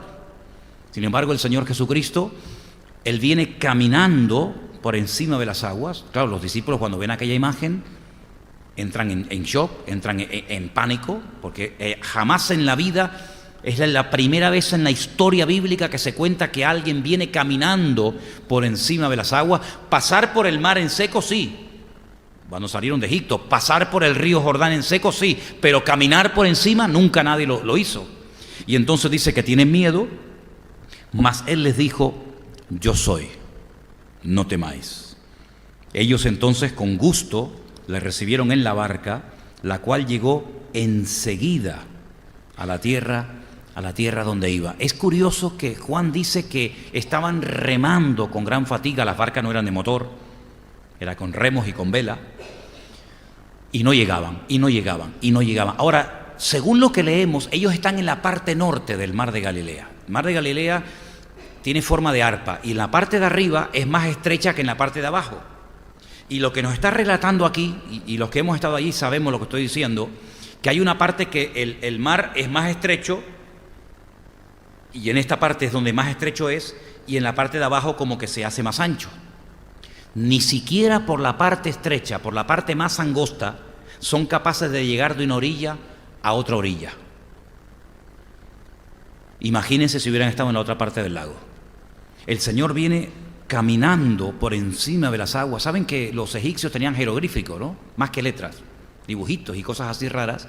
En las pirámides de Egipto, cuando comenzaron a interpretar los jeroglíficos de los griegos, de los egipcios, se dieron cuenta de que la palabra o la expresión imposible, los griegos la dibujaban como una especie así de dos olas, dos ondas y un hombre caminando por encima. Esta es la forma de los jeroglíficos egipcios de decir imposible, un hombre caminando por encima de las aguas. Y mira tú por dónde, ahora dice que ven caminando por encima de las aguas al Señor Jesucristo. ¿Quién creó ese mar? ¿Quién creó ese elemento? ¿Quién creó ese lugar? El Señor. Luego vemos que en el primer milagro el Señor es el Señor de la cantidad. Él con poco hace mucho, no necesita grandes cantidades para hacer grandes cosas, sino que con pequeñas cantidades, pequeños elementos, con fe en las manos de Él puede sorprender a multitudes. Pero el segundo milagro, que es diferente, no es una sanidad, no es una expulsión de demonios, no es un paralítico, no es un ciego, vemos que Él domina, Él controla, Él está por encima de la creación y no la creación por encima de Él. La creación se le sujeta, la creación se le somete, como el creador del universo que Él es. Y vemos en este milagro algo también muy interesante, es la sensación de miedo ante lo desconocido. ¿Saben que la primera sensación que sintió el hombre cuando pecó fue miedo? Vergüenza y miedo. Son las dos cosas que llaman la atención tanto de Adán como de Eva cuando pecan. Dice que se esconden de Dios, pecaron, saben que están mal, y entonces sienten vergüenza, que no la habían sentido nunca, y miedo, que tampoco la habían sentido nunca. No sabían lo que se siente una persona con el miedo, pero ellos sintieron miedo cuando oyeron la voz de Dios. No sintieron miedo cuando vieron los leones cerca, no sintieron miedo porque estaban allí un poco, si sintieron miedo por algo que antes les daba una confianza absoluta, y era la presencia, la voz de Dios. Es que me escondí porque oí tu voz paseándose por el huerto y tuve miedo y me escondí. Me llama mucho la atención que esa sensación de temor y de vergüenza el libro de Génesis la refleja. Y también refleja en la vida de los discípulos que ante un hecho desconocido reaccionan con un temor tremendo. Ellos sabían que era el Señor el que estaba caminando por encima de las aguas. Ellos no dijeron: ¿y este quién es? Ellos sabían quién era, pero sienten miedo, porque es algo que no controlan. Y todo aquello que se nos escapa de nuestro control, de nuestro mundito, nos puede producir un cierto temor, una cierta inseguridad. Pero el Señor, ¿qué es lo que les transmite en esa noche de tempestad? No temáis, no tengáis miedo, yo soy. Es decir, mi presencia tiene que ser más que suficiente para poder superar cualquier miedo, cualquier temor, aunque no lo entiendan. Aunque nunca hayan visto esto, aunque nunca nadie en la historia haya hecho esto, yo quiero que tengan tranquilidad, así como yo les demostré que controlo las circunstancias adversas cuando no hay, y yo demuestro que hay conmigo. Pues quiero también demostrarles que a pesar de que es de noche, de que están solos, de que están cansados, de que no llegan, yo estoy aquí, por lo tanto no tengan temor. Y dice que en el momento en el que Él se monta en la barca, dice, enseguida, versículo 21, enseguida llegaron a tierra. Y es que remar, hacer un esfuerzo en la vida sin Él, no llegamos a ninguna parte. Pero en el momento en el que la presencia del Señor está con ellos en la barca, lo que antes les costaba, ahora con Él se convierte en algo fácil. Asegúrate de que cuando estás remando contra corriente o con el viento en contra, asegúrate de que Él está dentro de la barca, porque entonces vas a notar una gran diferencia. Estudiar con Cristo no es un imposible, estudiar sin Cristo es una tortura. Ir a trabajar sin Cristo tiene que ser horrible, pero ir a trabajar con Él a mi lado tiene que ser una gozada. Hacer cualquier esfuerzo en la vida sin Él tiene que ser una tortura terrible, ¿verdad? Pero saber que cualquier cosa que haga en la vida, por pequeña o grande que sea, sabiendo que Él está a mi lado y haciendo así, sabiendo que está conmigo, tiene que ser una bendición tremenda. ¿Cuántos dicen amén? Ahora, a raíz de estos milagros, Él comienza a dar una enseñanza tremenda, pero hasta que entra a dar la enseñanza, hay un pasaje muy cortito, que yo quiero que después lean ustedes en casa, del 22 al 24, poquitos versículos, donde se produce un hecho curioso. La gente comienza a buscar a Jesús. Yo oro y debemos de orar para que la gente busque a Jesús. La gente busca trabajo, la gente busca piso, la gente busca papeles, la gente busca siempre lo que le conviene y lo que le interesa. Pero aquí hay un pasaje donde dice que la gente comenzó a buscar al Señor. Y tenemos que orar para que el Señor ponga ese deseo en los corazones de la gente que hablamos, que conocemos, que vienen al rastro, que hablamos cada día con ellos, de que nazca en sus corazones el deseo de buscar a Jesús. Porque dice en la Biblia que en su época, no todos, pero en su época hubo momentos, aunque fuera por egoísmo, aunque fuera por los milagros, aunque fuera por ser sanado, me da igual, pero hubo un momento en la historia en la que la gente buscó al Maestro, buscó al Señor. Ahora, dejando esto a un lado, a partir del versículo 25, casi hasta el final, hay una enseñanza espectacular de Cristo. Y esta enseñanza, para entenderla, les tengo que pedir un favor. Yo hago mi parte, ustedes hagan la suya. Tienen que leer, sí o sí, un capítulo entero del Antiguo Testamento. ¿Seréis capaces de hacerlo? ¿Es mucho pedir? Pues yo leo capítulos y capítulos todos los días. Por uno que lean ustedes, no pasa nada, ¿no? El capítulo 16 del libro del Éxodo. Tienen que leerlo entero. Y si puede ser esta noche, mejor. Porque es tarea. Porque este es el complemento a la enseñanza que vamos a leer ahora. ¿De qué trata el capítulo 16 del libro de Éxodo? De un milagro, pero del milagro que duró más tiempo, porque hay milagros que son así, en un segundo. ¿Cuánto tiempo hace que estás paralítico? 38 años. ¿Se acuerdan el paralítico de Betesda? Levántate, toma tu lecho y anda. En un segundo le arregló 38 años de su vida. Hay milagros que son así, instantáneos, pero hay milagros que duran en el tiempo una barbaridad. Y el milagro que más duró, ¿saben lo que pasó con esto? Que lo cotidiano no deja de ser milagroso. A veces lo esporádico, lo que ocurre una vez, creemos que es un milagro mayor que aquello que ocurre frecuentemente, que también es un milagro, pero que como lo vemos todos los días, el sol sale siempre por el este y se oculta por el oeste. Bueno, eso ya lo hemos visto miles de veces, pero eso es un milagro. Eso es un milagro. No solamente es un milagro una persona que oras por él y Dios lo sana en un instante, ¿verdad?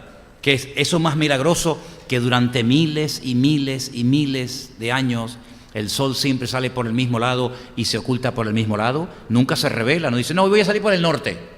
Mañana no salgo. Ahora cuando esté arriba, giro otra vez para atrás. Sino que es algo continuo. Eso es un milagro de constancia permanente. Bueno, pues el milagro que más duró en el tiempo, que lo veían 6 días a la semana, fue el milagro del maná. Esa palabra que para nosotros es tan conocida, maná, en hebreo significa ¿qué es esto? Porque ellos no sabían lo que era el maná. De hecho, en el libro del Éxodo, lo vais a leer esta noche cuando vayáis a la cama, ¿verdad? Éxodo 16. Vais a leer una breve descripción de cómo era el maná, porque nunca lo habían visto. Pan del cielo. Lo llama, en el Éxodo se llama pan del cielo. En otro pasaje lo llama pan de los dioses. Interesante, ¿eh? Era blanco, tenía un sabor característico, podías coger todo lo que quisieras siempre y cuando te lo comieras, porque en el momento en el que cogiera más de lo que necesitabas se echaba a perder. Caías 6 días a la semana menos 1, porque era el Shabbat, el día de reposo. Y es muy interesante lo que vas a leer en Éxodo capítulo 16, porque el milagro sucede a raíz de una mala actitud. Es triste que Dios a veces tenga que hacer un milagro en nosotros para callar nuestra mala actitud. Dice que murmuraron. Murmuraron y Dios hizo un milagro para que dejaran de murmurar. Qué bueno es Dios, ¿eh? Qué bueno es Dios. Murmuras y en vez de decir, mira, me tienes harto, hace un milagro para que no sigas murmurando, porque al Señor no le gustan nuestras murmuraciones. Y con tal de que no murmuremos, es capaz de hacer lo que sea con tal de que te calles y no sigas con esa mala actitud. Y les mandó 40 años seguidos, 6 días a la semana, el maná. Se levantaban por la mañana y ya estaba allí. Pero cuidado, era una comida muy especial, ¿eh? Era una comida muy especial, porque no solamente era algo que caía, sino dice que era algo que Dios preparaba. El sabor para lo que servía. Fíjate qué curioso, que era algo tan especial que si te vas, no lo vamos a hacer ahora, pero si te vas a las 7 iglesias del Apocalipsis, a cada una de ellas, al final le dice, y al que venciere, habéis leído ¿verdad? La estructura del mensaje, ¿no? Hay un mensaje inicial, una exhortación, un llamado al arrepentimiento y a continuación una recompensa y finalmente siempre termina igual. Al que tiene oídos para oír, que oiga lo que el Espíritu dice a la iglesia. Es una estructura más o menos idéntica a la de Éfeso, Pérgamo, Tiatira, Sardis, la Odisea. Bueno, pues hay a una iglesia y claro, la pregunta es, al que venciere, pero si yo no soy de la iglesia de Éfeso, ¿solamente tendrán esa recompensa los que formaron parte de la iglesia de Éfeso? Nosotros no somos de la iglesia de Éfeso, nosotros somos de la iglesia Vida Nueva, pero no hay en la Biblia una recompensa para la iglesia Vida Nueva. ¿Cómo que no? La recompensa de la iglesia de Éfeso es mía, y la de Esmirna también es mía, y la de Pérgamo también es tía, porque son iglesias son iglesias locales que representan al conjunto de toda la iglesia. Entonces, mira cuál es la recompensa a los que vencen en Éfeso, a los que vencen en Tiatira, y te vas a dar cuenta que hay una recompensa, y tú y yo vamos a verla, si somos vencedores. Al que venciere le daré de comer del maná escondido. ¿No te hubiera gustado probar el maná? Algunos dicen, no, a mí no. Bueno, pues no como, mijo. A mí sí me hubiera gustado probar el maná. Y dice la Biblia, al que venciere le daré a probar del maná escondido. ¿Escondido dónde? ¿Dónde lo escondieron? Dios le dio a Moisés la orden de coger un poco de maná, llevarlo al tabernáculo. Él no conoció el templo, él conoció el tabernáculo. Coger una copa, una caja, lo que fuera, meterlo dentro y tenerlo dentro del arca de la alianza. Y no se echaba a perder. Pero qué curioso, si cogías de más, se te echaba a perder. Si no te comías lo que había sobrado, se echaba a perder. Pero sin embargo, Moisés no tenía que ir todas las mañanas a coger un poco de maná y guardarlo en el arca de la alianza. Moisés lo cogió una vez, lo guardó en el arca 40 años y no se echó a perder en 40 años. Y allí estaba. Y el Señor dice en el libro del Apocalipsis que a los vencedores le daré a comer del maná escondido. Porque allí lo escondían en la presencia del Señor. Y el profeta Jeremías, no me quiero ir del tema, pero leía hoy al profeta Jeremías y dice, yo les voy a ustedes a enseñar para que vean la palabra. Y tú dices, la palabra no se ve, la palabra se oye, la palabra se practica, la palabra se obedece, pero ver la palabra, y se está refiriendo al maná. Lean Jeremías para que se den cuenta cómo Jeremías dice, ¿quieren ver la palabra de Dios? Y entonces él enseñaba el maná, porque viendo el maná veían la fidelidad de la palabra de Dios. Pero bueno, volviendo al tema. El Señor Jesucristo empieza una conversación muy interesante, una conversación muy profunda, que ahora sí tengo que decir que solamente se encuentra en el Evangelio según San Juan. Lo que vamos a leer ahora a partir del versículo 25 no lo cuenta Mateo, ni Marcos, ni Lucas, solamente lo cuenta Juan, y es una enseñanza tremendamente profunda, basada en la historia del maná de Éxodo capítulo 16. Y dice así: y hallándole al otro lado del mar le dijeron, Rabí. La palabra Rabí es mi maestro, no es Rab. Rab es maestro, le llaman ahora tú eres nuestro maestro, Rabí. ¿Cuándo llegaste acá? Respondió Jesús y les dijo, de cierto os digo que me buscáis, no porque habéis visto las señales, sino porque comisteis el pan y os saciasteis. Bueno, trabajad no por la comida que perece, sino por la comida que a vida eterna permanece, la cual el Hijo del Hombre os dará, porque a éste señaló Dios el Padre. ¿Cuándo lo señaló? ¿Cuándo dijo Dios, este es? El día del bautismo. Este es mi Hijo amado. A él óigalo. Entonces le dijeron, ¿qué debemos hacer para poner en práctica las obras de Dios? Interesante pregunta, ¿verdad? Jesús les respondió y les dijo, esta es la obra de Dios, que creáis en el que Él ha enviado. Le dijeron entonces, ¿qué señal haces tú para que veamos y te creamos? ¿Qué obra haces? Fíjate qué curioso, ¿cómo quieren llevar a Cristo a un terreno? El Señor dice, ¿ustedes quieren saber qué hay que hacer en la vida para agradar a Dios, para hacer la voluntad de Dios? Creer en el que Él ha enviado, creer en el que Dios ha señalado, es decir, en mí. Pero le cambian la conversación, pegan una vuelta y le dicen, no, pero ¿qué señal haces? ¿Cómo que qué señal hago? ¿Qué tengo que hacer yo para convencerle? Fíjense lo astutos que son, cómo quieren llevar la conversación a su terreno. Tú nos dices que creamos en ti, pero ¿qué señal? Pero si acabo de hacer una señal espectacular, multiplicando los panes y los peces. ¿Queréis otra señal? Acabo de caminar por encima de las aguas y todavía siguen pidiéndole señal. Y ellos dicen, como argumento, nuestros padres comieron el maná en el desierto, como está escrito, pan del cielo les dio a comer. Jesús les dijo, de cierto os digo, no os dio Moisés el pan del cielo, mas mi Padre os da el verdadero pan del cielo.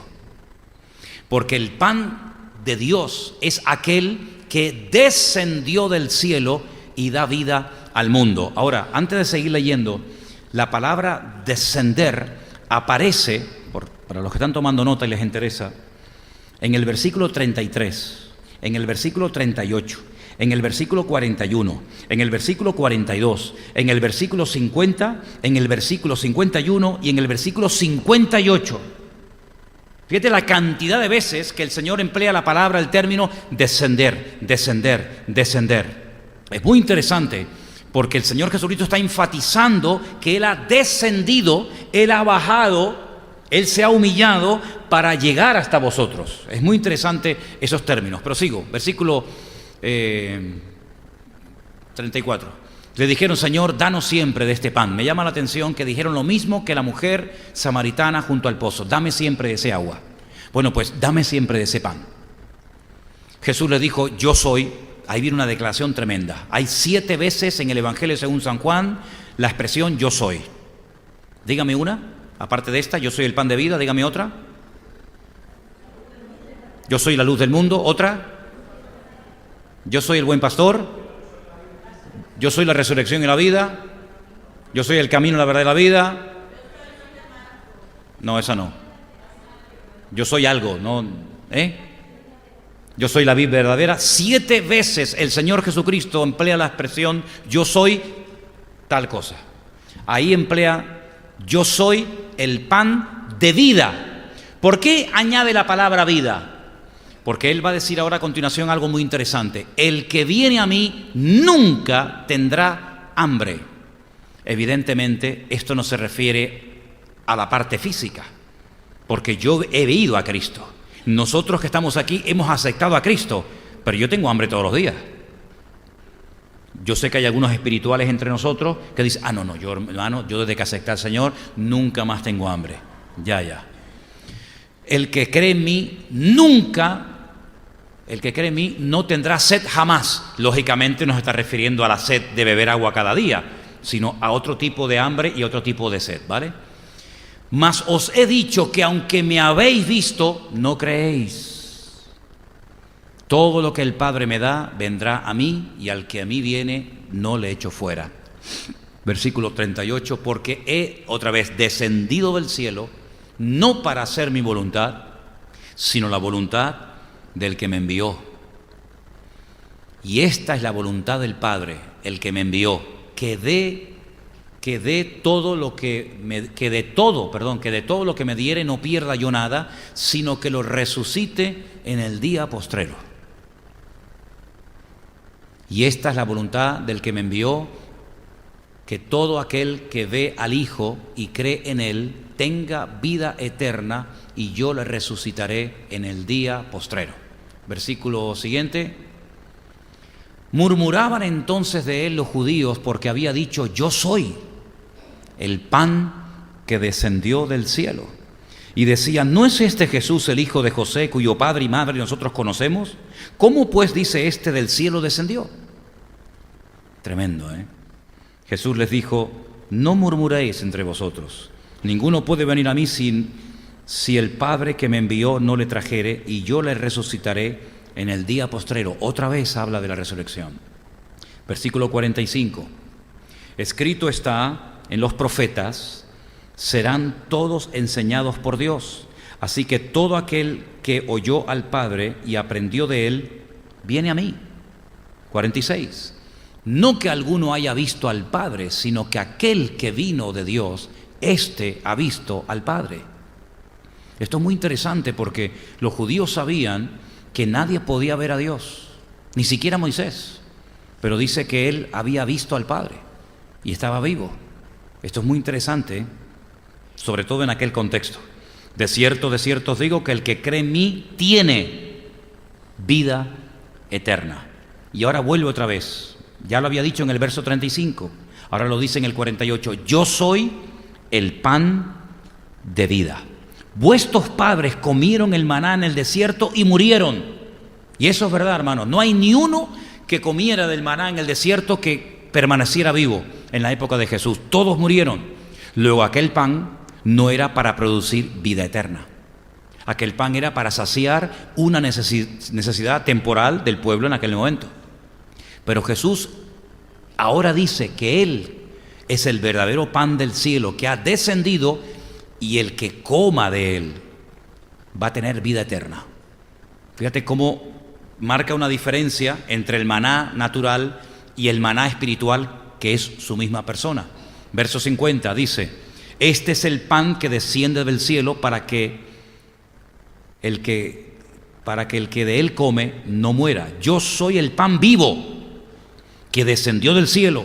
Si alguno comiere de este pan, vivirá para siempre, y el pan que yo le daré es mi carne, la cual yo daré por la vida de este mundo. Y ahora empieza un lío, porque él empieza a hablar de carne y de sangre humana.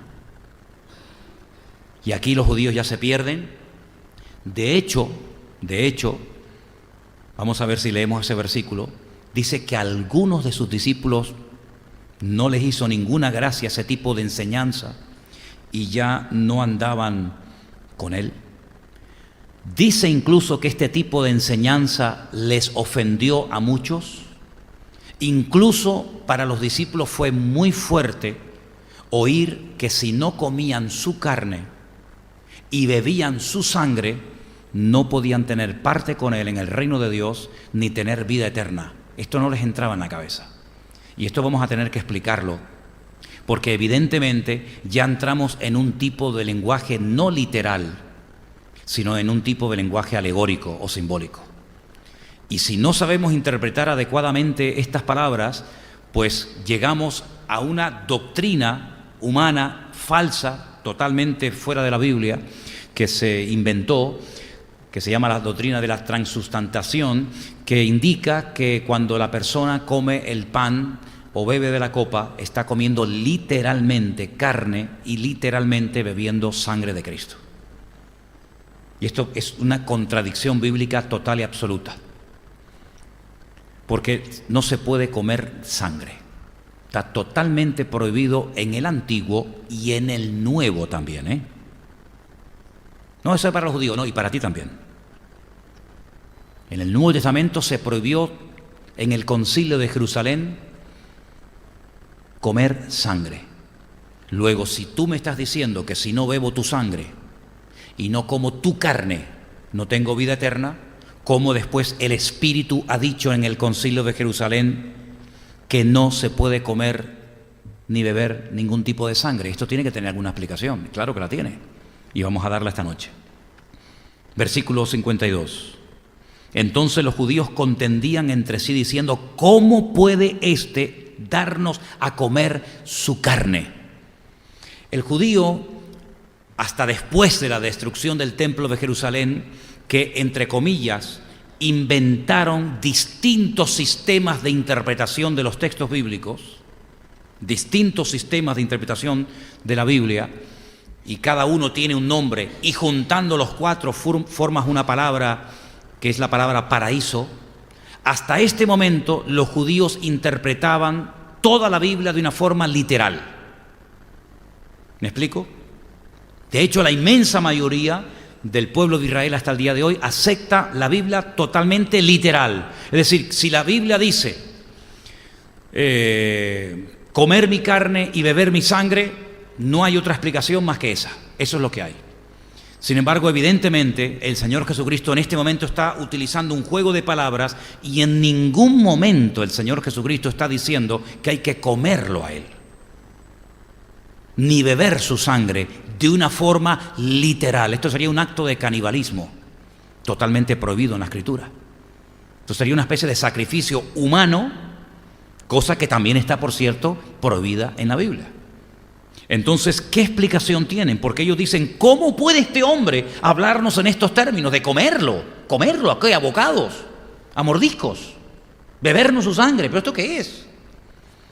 Jesús les dijo: de cierto os digo, y al Señor le gustaba mucho hurgar en la herida, y le gustaba mucho cuando veía que empezaban a desvariar con sus interpretaciones. Dice: si no coméis la carne del Hijo del Hombre y bebéis su sangre, no tenéis vida en vosotros. Más preocupados se ponen. El que come mi carne y bebe mi sangre tiene vida eterna, y yo la resucitaré en el día postrero. Pero mi carne es verdadera comida y mi sangre es verdadera bebida. Si esto fuera literal, la pregunta es: ¿cómo podríamos hoy comer la sangre de Cristo, comerle el cuerpo de Cristo y la sangre de Cristo si no está entre nosotros de una forma física? Si esto era literal, tenían que hacerlo allí, en aquel momento, en aquella época, en el siglo I. Hoy en día, aunque quisiéramos cumplir con la literalidad del texto, no podríamos, porque no lo vemos de una forma física. Entonces, en uno de los concilios, la Iglesia Católica dijo: no, lo que pasa es que cuando se parte el pan y el vino, en el momento en el que el cura consagra la sagrada forma, se convierte en carne de Cristo, y la copa se convierte en sangre de Cristo, y por eso cuando nos daban la hostia, ¿qué decía el cura? Cuerpo de Cristo. La sangre se la bebía a él, dicho sea de paso, ¿no? La sangre se la bebía a él toda, cuatro cáliz al día, 4 misas diarias, imagínate, por 7, por 30, por 365, alcoholizado perdido. Hombre, esto es más claro que el agua. Cáliz así, 4 misas diarias, 7 días a la semana, 30 días al mes, 365 días al año, más aparte, Semana Santa, Corpus Christi, etcétera, etcétera, alcoholizado perdido. Y por eso decían cuerpo de Cristo. Y decíamos: amén. Estoy de acuerdo con eso. Que Dios nos perdone, Que Dios nos perdone, porque nosotros decíamos amén. ¿O no te acuerdas? Y no se podía masticar. No se podía. Hoy te la dan en la mano. Pero en mi época había que ir en ayunas y no se podía masticar. Y cuando se te pegaba la hostia en la lengua, al paladar, a ver cómo hacías, porque tampoco se podía tocar, porque era un sacrilegio. Y no te puedes tú imaginar lo que hacía uno. Mi carne es verdadera comida, versículo 55, mi sangre es verdadera bebida. El que come mi carne y bebe mi sangre, en mí permanece y yo en él. Como me envió el Padre, viviréis, el Padre viviente, y yo vivo por el Padre, asimismo el que me come, él también vivirá por mí. Este es el pan que descendió del cielo, no como vuestros padres comieron del maná y murieron. El que come de este pan vivirá eternamente. El versículo 60 es muy gráfico. Al oírlas, muchos de sus discípulos dijeron: dura es esta palabra. ¿Quién puede oír esto? Jamás en la vida a ningún rabino se le escuchó decir esto. Una vez un padre iba a matar a un hijo y Dios le dijo: alto, no lo hagas. Imagínate si le pide que coman o que beban la sangre de un ser humano. Es un disparate. Dura es esta palabra. Sabiendo Jesús en sí mismo que sus discípulos murmuraban de esto, les dijo: ¿os ofende? ¿Estáis ofendidos?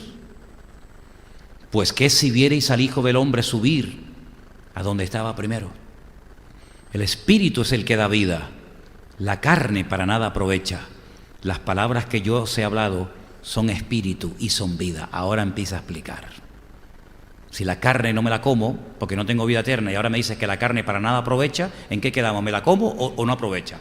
¿Te das cuenta? Ahora él empieza a clarificar y no está hablando de una forma literal, sino está diciendo de aceptarme a mí, de recibirme a mí, de invitarme a mí a vuestras vidas, ¿verdad?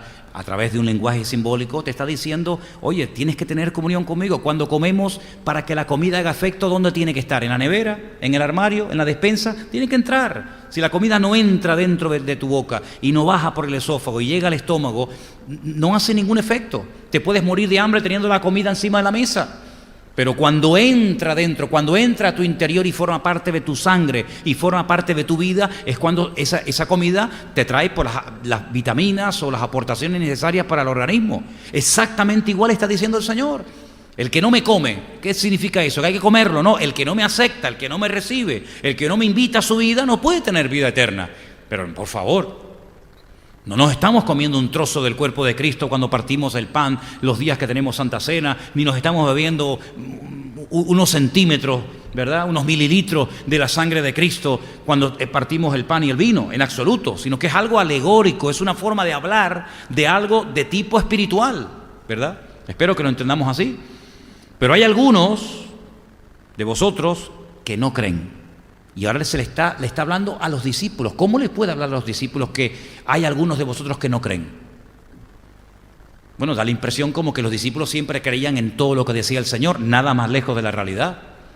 Dice que el día de la ascensión, que ya está bien, no es el primer año, no es el segundo, el día de la ascensión, ya me habéis visto morir, ya me habéis visto multiplicar panes y peces, resucitar muertos, resucitado, el último minuto que estuvo en la tierra, aún les reprochaba su dureza de corazón y su incredulidad a sus discípulos.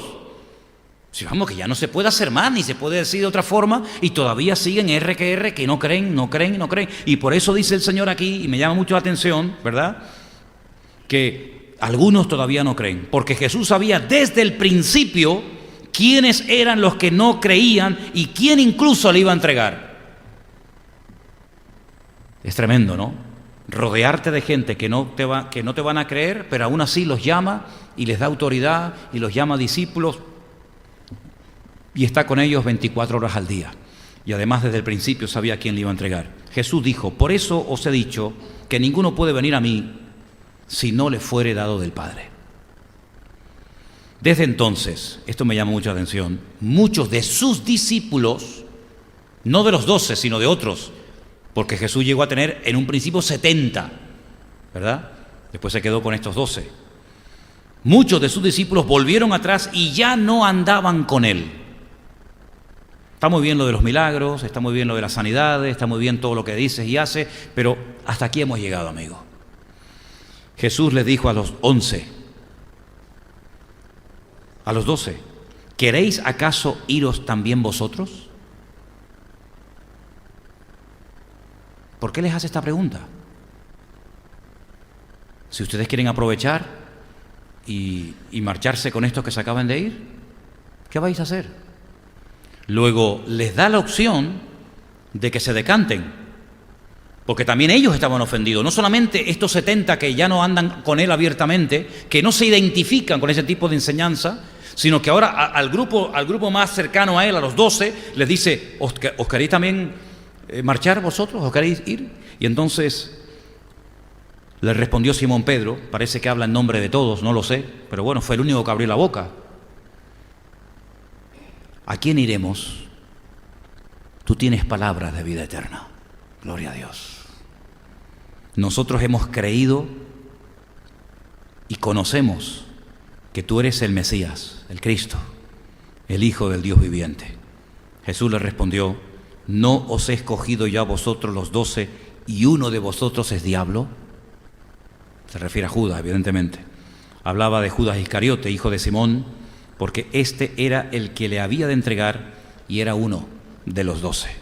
Este capítulo 6 del Evangelio según San Juan es un capítulo para mí extraordinario, porque no solamente hay señales, milagros, prodigios y maravillas, sino hay enseñanza. Si fuera solamente un capítulo de milagros, pues oye, está muy bien, ¿verdad? Si fuera un capítulo solamente de enseñanza, pero aquí hay una combinación tremendamente sabia por parte del autor.